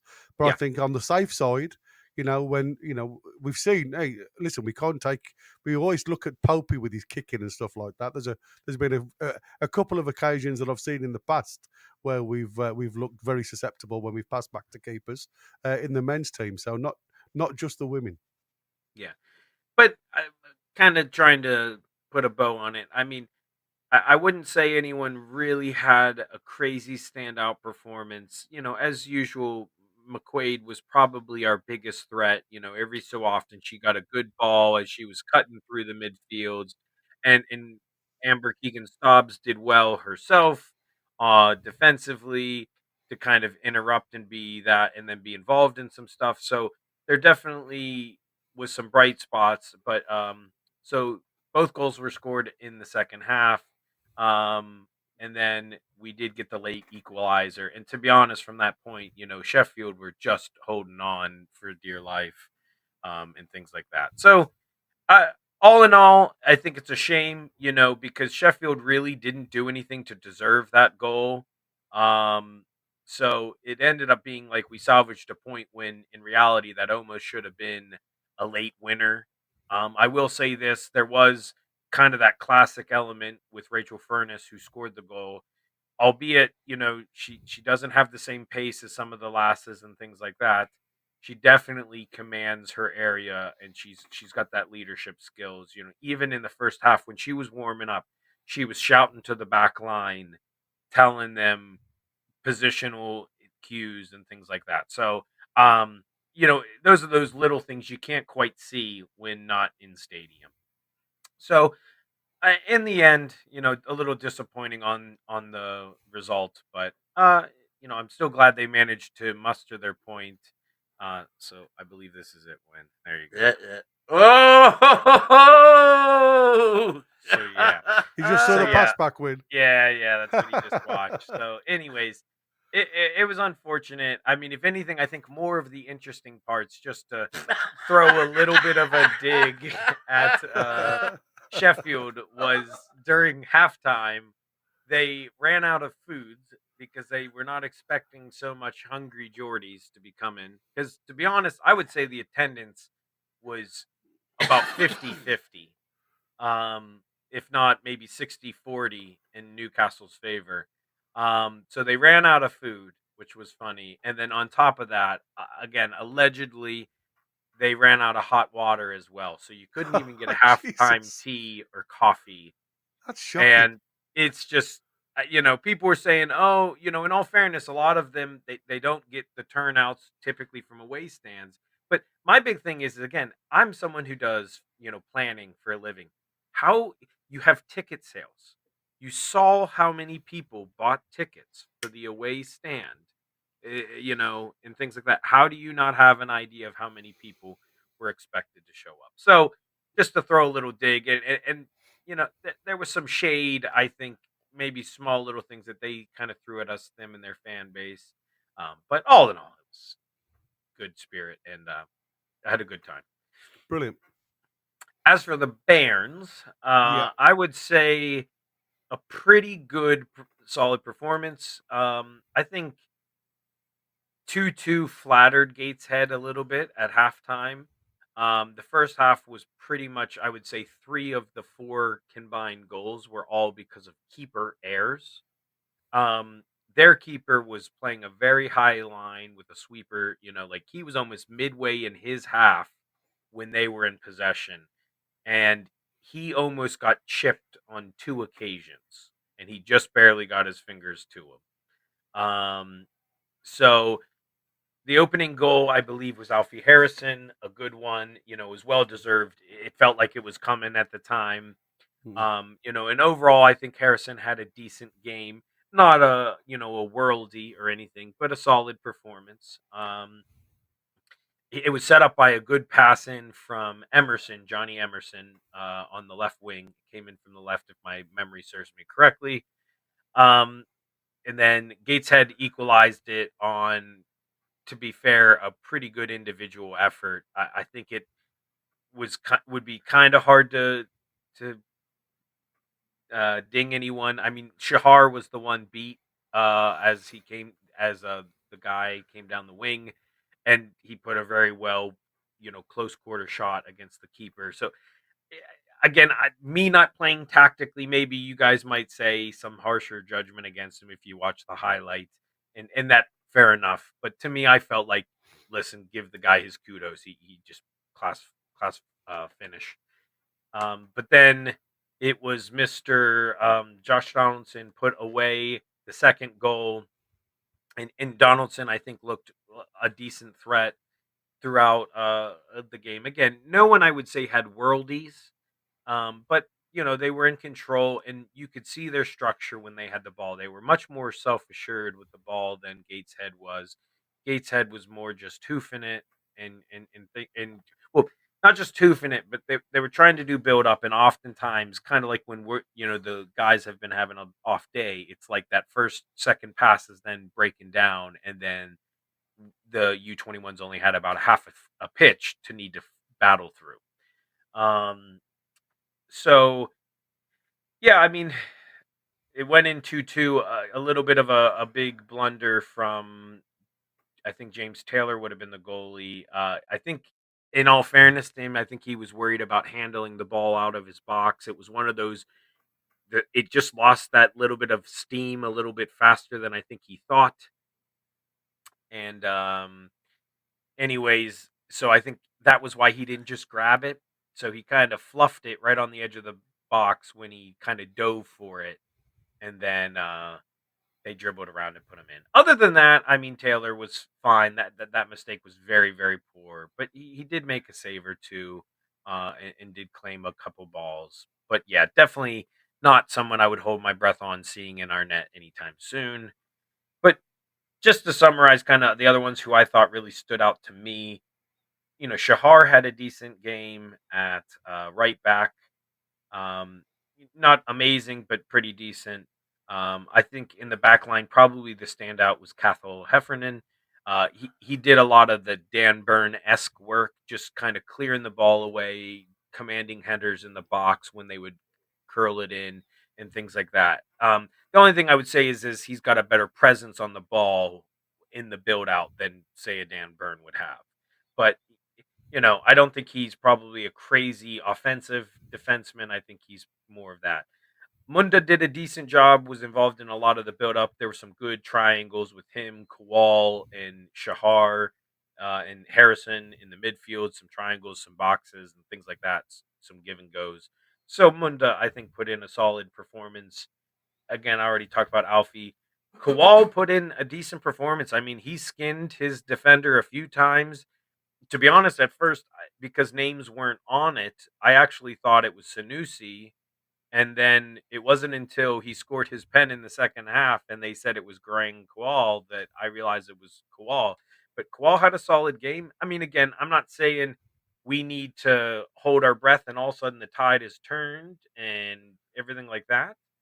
But to me, I do think there is some optimism there, and this is why I've said he's young and you never know. Sometimes things just click one day and things can turn around. So I think it was a good shout for them. I mean, again, I don't watch Gateshead a lot, so it's hard to know what is like the equivalent, like what are we judging them against and things like that. But yeah, I thought he had a decent game. Like I said, Josh Donaldson had a decent game. I thought Johnny Emerson as well.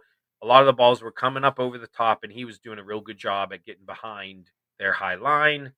Um, and lastly, I think the biggest one of the substitutes that really stood out was Sean Neve.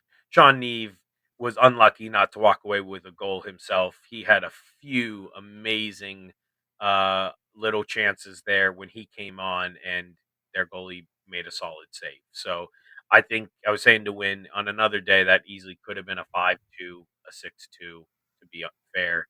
I mean, maybe there was one or two that they could have gotten on another day themselves, but I think the scoreline was a pretty fair reflection. The only other thing I would say as my final thought of everything was I did think the penalty given could have been a little fortunate. It was hard for me to see from my angle, and I don't know if there are video clips and if it has it from a good angle, but it did look a bit soft, potentially. But again, they all felt the same. They all count, Off, don't they? off the pitch, Josh, what were you saying about the fans? Those the bother with the fans. Oh, the Gateshead fans were livid at their keeper. I mean, they were not having him as a sweeper keeper and all that. They were absolutely losing their minds at him. And to be fair, this is one of those classic things of I will say, my apologies. I will say this. One thing I noticed that generally speaking, the fans at the game were predominantly either very young or very old. Hmm. And a lot of the complaints were coming from the older fans, and not to say any dissuasion against the older fans, but I think many of the older fans like the no nonsense, just hoof it up, play that old. I was at Andy's the other day and we were watching old season reviews, and good God, I think it was impossible to score a goal back then with your feet, is what I'm seeing. You just kicked it up and you just headed everything in back in the 90s and 80s, it looks like. So I think they wanted to see more of that. And so the sweeper keeper thing is kind of a new thing. And even the high line, we see it even at the Premier League level with Ange coming under scrutiny. When it works, it's gorgeous. It's high octane. It's sexy, if you will. But sexy football. But when Sexy but, football. yeah. But at the end, if it doesn't work, you're going to be livid. And I think that's kind of, in a way, if you think back to us in that intensity season, where we really were when it came off, we loved it. But when it didn't, you can see the flaw, because if everyone's not in sync on the press and things like that, it makes you that much easier to then cut through. So I think it was one of those things where, at I think they're tier 5 in the pyramid, right? Yeah. So I get it. They're trying to be progressive. I know going into the night, actually, it wouldn't have changed. That was a cup game. They're 4th in their league at the moment, I was told. So they're doing decent, but it sounds like they've struggled with losing some players of recent. Apparently, I think Rob Elliott was their coach, and he recently left. And it sounds like a bunch of players have been now going to Carlisle United, where Rob Elliott is at, I believe. So, like for instance, the keeper who was getting a lot of schlack, I heard, is basically an emergency backup they've brought in because I think they lost their starter, I heard, and then the guy who was their second string got a knock.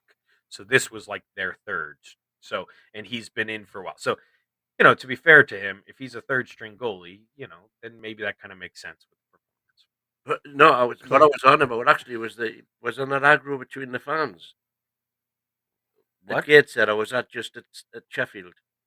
Oh, that was Sheffield. Right. Yeah. It got a little tense at Sheffield. For those of you who follow the Lasses, one of the absolute legends of their fan group is Bernie, and she always brings her snare drum and does some of those chants. And they let her get through security, everything, and right as she went to enter the stands, they said it was a weapon and they confiscated it. Meanwhile, they allowed the home squad to have it. So there was just a bunch of little things that were a bit dodgy at that game. But again, it is what it is. Right. I mean, thank you for that. Obviously, an update. I did see. I think it was Kieran's question. He said about your thoughts on Kuol. Obviously, we know he scored twice and he assisted one. So, would you send him out on loan again, or would you keep him in the background? To me, I would say you keep him to the end of the season. I mean, I think this is just starting, and again, I don't know where, say, playing a Gateshead would rank versus playing in the U21s league. Right. I don't know if, generally speaking, other Premier League's teams' academies would be higher level than Tier 5. I'm sure it's probably 50-50 maybe, depending on which academy you're talking about. But just to clarify, he had one goal last night. Now, I don't know, maybe it was 2-2 or something like that. But, Yeah, he I scored think he he was scored a decent one from the right hand side where he cut into the box and he drove a left footer into the bottom left hand corner of the keeper, right hand side when you're looking at the goal. Kept it hard and low, and it looked a really good goal. He looked really balanced, and I'm not sure whether it was just the fact that going out on loan previously had just nulled the kid of any confidence. Yeah, for me, I always said it reeked of one of those ones that you could give up on, and then he come out of nowhere again. Because from the little bit that I had heard, when he went to Hearts, it wasn't just a good fit stylistically. And then I believe what I heard when he then went to Volendam, the guy who liked him and rated and signed on to the loan, I believe I heard that He got coach the was sack, then didn't he? yeah, I think he Yeah. got sacked. And then the next coach came in with a more defensive mindset. But to be fair to Kuol, he made a couple sliding tackles, track backs. He did make a couple interventions. I'm not going to sit here and say he was amazing defensively, but I did see a willingness in moments to track back. And like I said, he did beat his fullback a few times, and he did have a few other opportunities that maybe he could work on. And I, I think with any youth player, as long as you got him in the academy, don't give up on him, because you just never know when that light bulb might uh, click. Same with Alfie. A lot of people have already sat in here and said, "Oh, Alfie's a bust." Man City pulled one on us. You still never know, what Yeah, could yeah. happen in those fronts.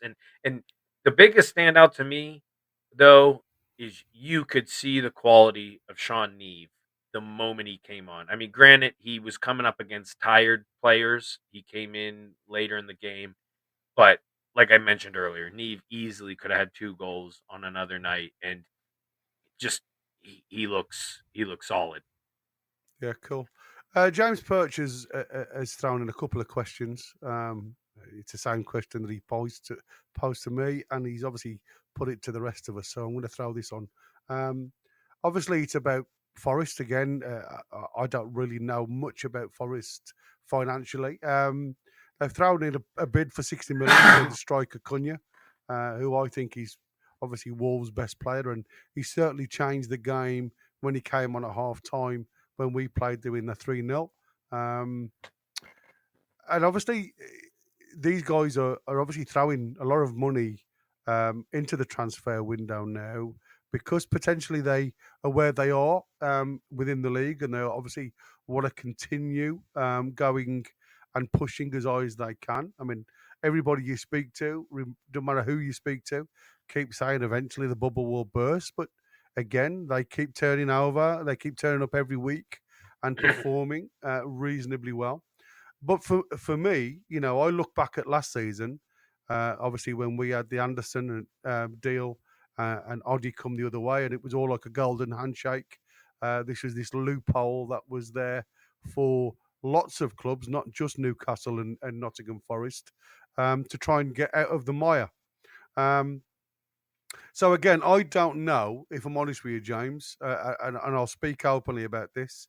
By throwing 60 million quid towards Cunha, does it mean come June the 30th, they have to start moving players out? Now, My question with Forest was 18 months ago, because they bought another 11 players. They virtually bought a second squad. And if you guys remember, when we played them in the cup competition, when we beat them on penalties, we actually played their second string side. It wasn't the first teamers. It was a second string 11 that we got the 1-1 draw, then went on to win in the penalty shootout. So, like I said, these guys do spend, but they also throw themselves under a lot of crap, and it becomes the 11th hour sales.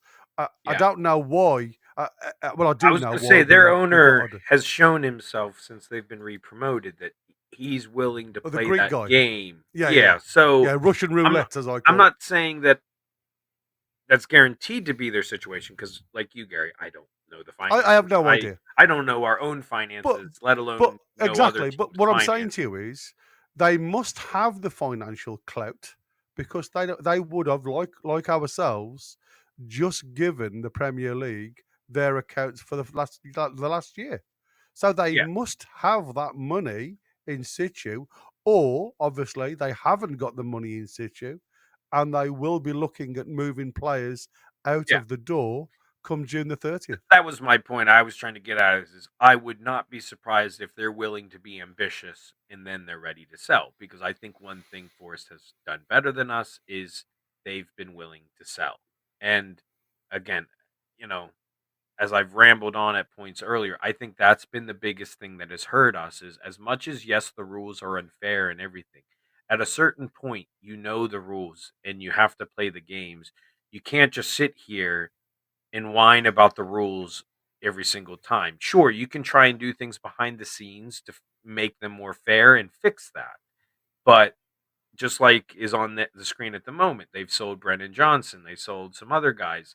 So to me, obviously, I don't think we've had anyone expendable that could have brought that kind of money, but we've got to sell people. You've got to sell the Miggies when it can. You've got to sell the Dubravkas when you can.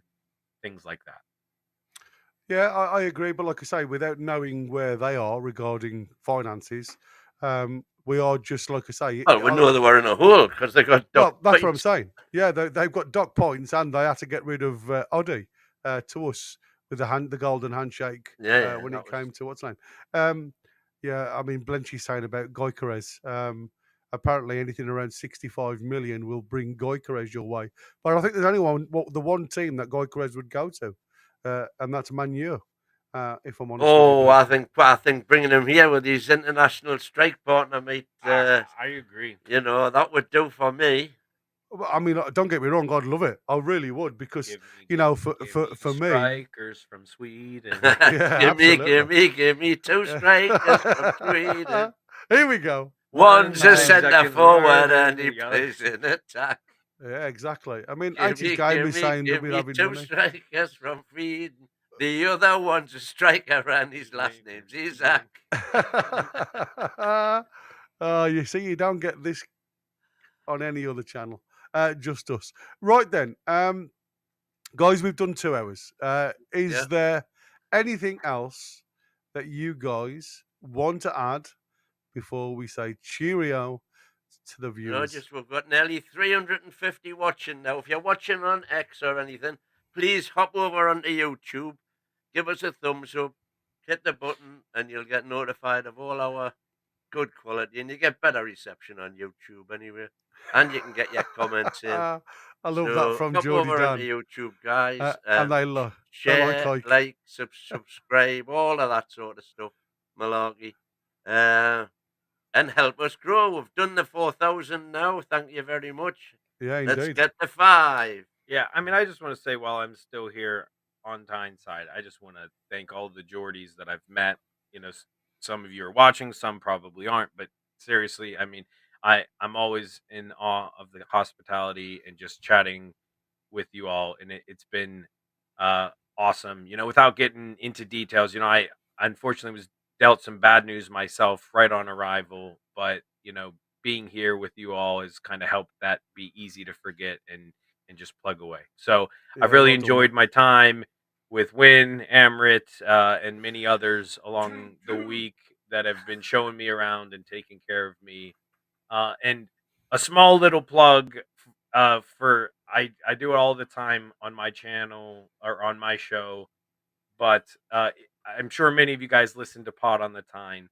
But if you want to hear some more content, I did send some for Chris. Maybe he's still working on compiling it. I know he was trying. I took some videos from my first game day experience to maybe compile into a video. But I also was lucky enough to talk with George Colkin of the Athletics. So if you give the Pod on the Time a listen, there's a nice little segment of my first match day experience, kind of put into an abridged thing. So it'd be awesome if you give that a listen as well. Yep. And give it a thumbs up. James Purchase just said Miggy has gone for 8 million plus 3 on add-ons. Is that fact now? Has he definitely gone? Let me Google. If you guys can have a quick look. Thanks for that, James. If that's fact. I haven't had a chance to have a look at any news, to be fair. But listen, just while we have a look at that, I was going to ask you guys out in Viewerland, because I haven't had the chance yet, what you guys thought of the game against Bournemouth, because obviously with Chris flying home and everything else happening, just trying to get back into the swing, we haven't really done a look at the Bournemouth game on Saturday, the early kickoff. It was very daunting to watch, if that's the right look. We was totally we were lost. It was just shit. We were absolutely lost, to say the least. And I've got the starting lines up here, and I just wanted to go through a couple of things just in the last 5-10 minutes. I don't want to go too into detail because there's Wynn's told me just that there's a lot of content already out there. But the one thing that I noticed, we did the same against a lot of teams last season, where we went on the high press. And what I loved about the way Bournemouth set up, so this was their 4-2-3-1 setup to our usual 4-3-3. But what I loved about the way they, when Dubravka had the ball, so I'm going to move Dubravka for the ball, they literally then went man for man, and they stopped. We obviously, our guys drop out here. Kluivert went on to Botman, Witera went on to Burn, Brooks on to Hall, Semenyo. Everybody pushed on, absolutely everybody. Murphy dropped into the slot. Kirkes followed him. Isaac obviously went to look for the ball, and Heisen followed him. And the only person that was free was Joe Linton and Adams. Now, when obviously Dubravka gets it, what you usually get with J7, sorry about that, is he'll come into this hole here. He's looking at any flick-ons for Anthony Gordon to run in behind. So what happened was Adams went on to Tonali. So everybody had a body to work on. So there was no outlet whatsoever. But what was absolutely apparent to me was playing Botman, who's totally left-footed on this right-hand side. And I know you, Wynn, has been talking about this for an absolute age. He had to turn 180 degrees to get the ball towards Livramento, opened himself up for Kluivert just a challenge. So the only pass he had was back to Burn, who, like I say, had no pressure, or had no opportunity to actually, again, move the ball to Hall, because usually what we do is we get this little bit of a U going, but because everybody was marked, Tonali dropped into the hole with Bruno, and again, Adams and Christie just dropped into the hole with them. And what happened then, it had like a knock-on effect to the guys up top, because Gordon then dropped into the hole where he likes to play off the halfway line and have a run inside if he gets the ball. Cook literally went on the inside of him to stop that movement from Gordon. J7 then dropped into the hole, and Zabanye just literally come and shouldered him. Isaac virtually did the same, was forced towards the halfway line, and Heisen again marked on him. Now, for me, the one thing that I noticed was, because we hadn't got an outlet anywhere, we did every time we looked for the ball over the top, we know, apart from J7, we have no height.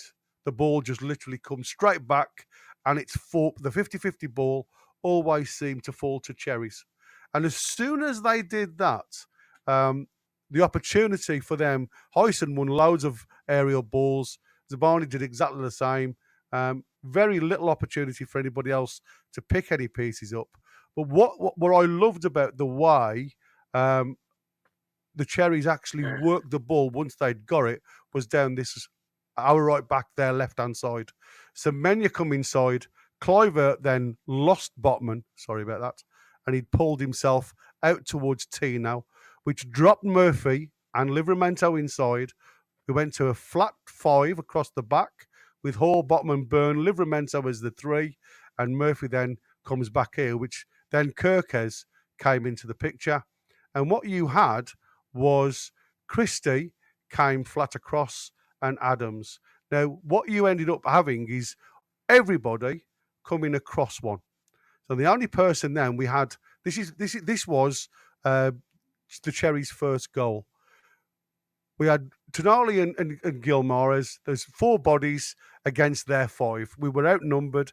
It needed either Isaac to drop onto Adams and Bruno then to push onto either Kirkes, Tonali go on to Christie. But if you look at the actual pictures, what you have is J7 in the hollow. Anthony Gordon is to the left of him, which is what we usually do. And then you've got Isaac just literally playing away from them. So you had virtually this system here. And obviously Hall was looking after Brooks. So Witera comes into the middle. Hall then has to track into Brooks because Brooks is just open on the left-hand side. Again, this is what I said about keeping opposition teams spread completely. Well, all I would say about that, though, Barry, if you look at that defensive formation, that should be good enough. It's where we were before. But what we didn't do and what we failed to do, and this is the that's what I'm saying. We played crap. But when Semenyo had the ball, right in here, there was that many bodies around him. You'd think there was no way he was going to get gone. It was just a simple ball to Christie, and then he literally took on the blind side of Tino, who was again flat-footed, didn't run with the ball. Christie then played the ball through the channel for Semenyo to get onto. What you get then is Botman coming towards Semenyo, Byrne then obviously looking at where Witara's going. Hall was backtracking because of Brooks coming in around the back end.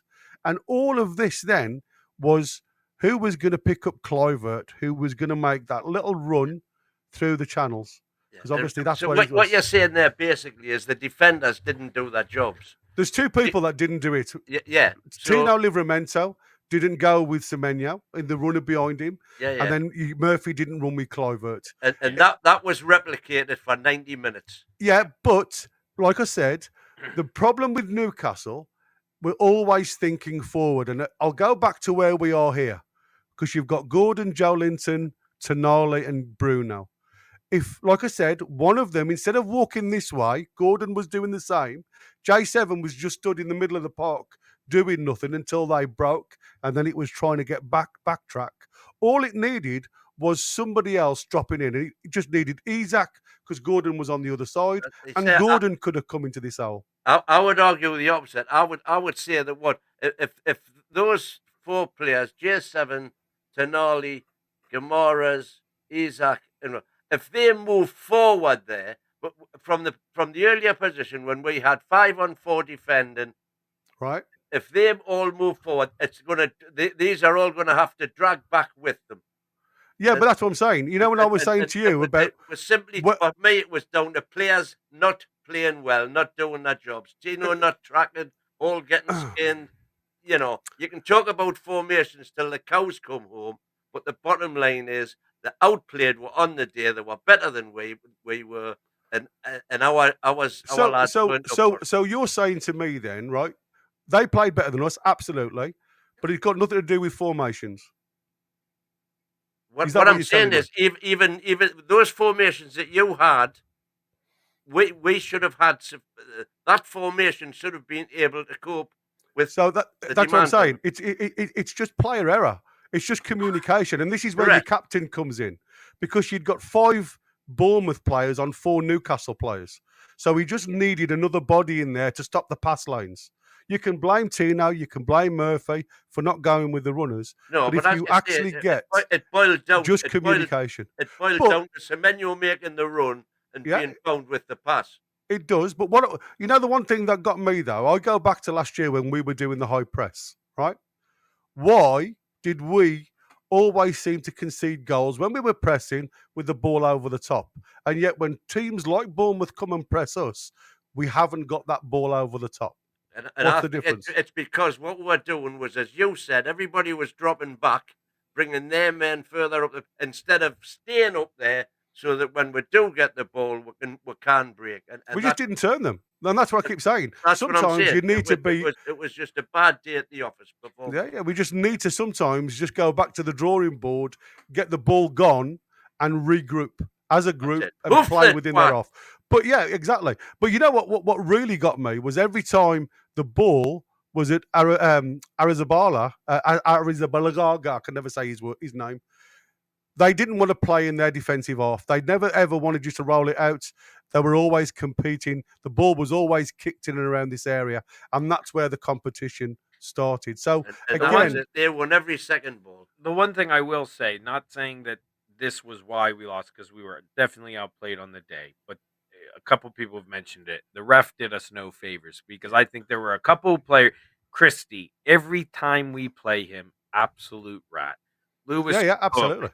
Always moaning. And so all I'm saying is, in that first half, by the late first half, there already should have been one cumulative yellow card issued. Those yellow cards were all given late in the game. And I think if some of those had been given, I'm not saying it would have changed the game, but obviously that changes how they have to play. And they were still able to do those little things to get under Hull's skin, Joe's skin, and etc. That's why I always harp on, to me, I want to see Tonali in the deep lying role, because Tonali's game does not rely on drawing a foul. Bruno's game relies on drawing a foul. And if you have a ref who's not giving it, Bruno has the tendency to get sometimes bossed around and pushed around if the ref isn't giving it. And if the ref was to have a look at this, Bournemouth, top of the league for fouls this season. Yeah.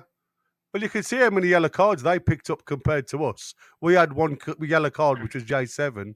They had 4, and I think, like you said, we could have too late. Yeah, absolutely. Problem. It just didn't change anything. 7 fouls this season. The dirtiest team in the league, and the referees all think, "Oh, poor little Bournemouth." They don't pick. I mean, it's the same with the one Forest player. What's his name? Every time he's a midfielder, and he's just like Christie, Ryan Yates. You know, he plays his job effectively. He's one of the highest fouling players. And in all fairness, let's be honest, Joe is that for us. Yeah, absolutely. I saw something. He's top of the league in all the Premier League. Not the most fouls. J7 is the dirtiest player. Yeah. Well, he's also apparently the most disliked by some kind of survey. I don't know how they measured that. But anyways, my point being is, I'm not trying to say that we don't do it ourselves, but I'm just trying to highlight that when you get those calls, sometimes that can dictate the game, because if you're getting those calls and never getting away with it, then that team has to adjust their tactic. Absolutely. Yeah. I mean, they have to stand off, don't they? And that's what I said. Because to me, like, if these fouls, like the fouls from you saw the referee go 1, 2, 3, 4. You know, I can't remember. I think it was Adams. Yeah, he said 4 times. Now usually you get 3, and that's at a push, depending on what type of fouls they are. 17 obviously. Fouls the whole game, and it was ridiculous. 4 cards, and those cards weren't given. What Newcastle should have done was said, "Look, this ref is we had 6 fouls in the whole game. Get stuck into them the way they were getting stuck into us." That was my point before you put your thing up. The one thing that I did see a difference of, you know, and I keep saying it, Bruno goes to ground far too easy for me. That's where their goal come from, when he tried to, open his body up. Semenya took it off him, and away they go. I'll end it with this. We needed John Joe for that moment. I wanted a good old John Joe right through the Achilles too. You just wanted But the can I whole just say, team the one thing that's noticeable, I was saying, when teams press us and they go man for man, it's a gamble. We know that. We've been, took off the park when we did it against Nottingham Forest. The ball over the top. Chris Wood goes and gets his goals against us. The one thing that I noticed with Newcastle, though, even if we go over the top, it doesn't look like we've got an outlet. Isak's not great in the air. He's not usually that strong with the ball at his feet, especially when he's getting nudged in the back. I thought Hoyson had an amazing game. I thought Kirk has had an amazing game. Didn't put a foot wrong down that left-hand side. And like you say, the two lads in the middle, Adams and Christie, yeah, they're bloody, they do get involved. But we just didn't have enough muscle in there. We didn't win enough second balls within that middle of the park to actually compete with them. Yeah, absolutely. And again, Kevin's commenting, just want to make it clear, I don't think any of us are saying it was the ref's fault. We're just saying it didn't do us any favors. Yeah. Listen, I am doing nothing but praising Bournemouth. Yeah. Because Bournemouth did to us what we often do to opposition. They did a job on it. Exactly. And the referee allowed them to do, but I'm not blaming the referee for the... No, not at all. No. Anyway, I just thought we'd do a last 10-minute slot just on the game for anybody that hadn't had a chance to watch just to revive the misery. Just to carry on with the drinking. That, Gary. It's just an excuse for you to go and have a few more drinks, mate. I need a few more drinks now. That's what the lads are here for. We're away for a few, with people that, by the way, with proper Yanks that can drink, not like our lightweight. Yeah, the lightweight. Bless you. Hey, Betsy was putting them back, but yeah, Betsy was knocking her wine back. Yeah, absolutely. Anyway, boys and girls, again, thanks, Josh. I know Amrit's in the background, so are you, Amrit? Thanks, Win, might you win? As always, my right-hand man. And thanks to everybody in the Viewland. Thanks to people that have given money, and also thanks to Trolls, I think it was, that give us a chat. And who did the membership? It was Trolls as well, wasn't it? Yes. And welcome on board Tuna, who's obviously new to the membership. So, where are we? Can we do these? You should be able to just grab them on. You got them? There you go, super chat. There we go. Yeah, it's Trolls and Trolls. Yeah, I thought it was Trolls. So thanks, Trolls. I'm sure I had another one. No, it was just those. Yeah, it was Thunderbolt. Oh, Thunderbolt. Yeah, Thunderbolt gave us a donation. Oh, yeah, superb. Which I still can't find. But anyway, thank you. I'm sorry if we've forgotten you, but I think that was Tuna. Tuna got the gift. Trolls, magnificent as always. And Helsasar gave a one as well, I think. No, I've only got. I don't know what's happened. They're not coming up on me. Yeah, I've only got two, which is Trolls. But that's all I've got. Definitely Thunderbolt and. Was that not on yours yesterday, Win? Maybe. Anyway, thank you. Anyway, thank you. Anyway, exactly. Doesn't matter. It's all good. It's all beautiful. Yeah, exactly. So until the next one, which is you guys tonight. Is it a late one for you guys? Isn't it? It's 11 p.m. tonight, I think. Yeah, 11 p.m. for any night owls that want to be out there. I probably won't, unfortunately, but I'll catch it up tomorrow. But again, thanks for watching. Thanks, Josh, for joining us. Have a safe trip, buddy, because you're back. When do you drop in? So I fly back home on Monday. Have a safe journey, buddy, if I don't talk to you before then. Yeah. Thanks, Win. Thanks, everybody. See you on the next one. Cheers. Ciao, ciao. How are you, the lads? Lassies and bands. Take care.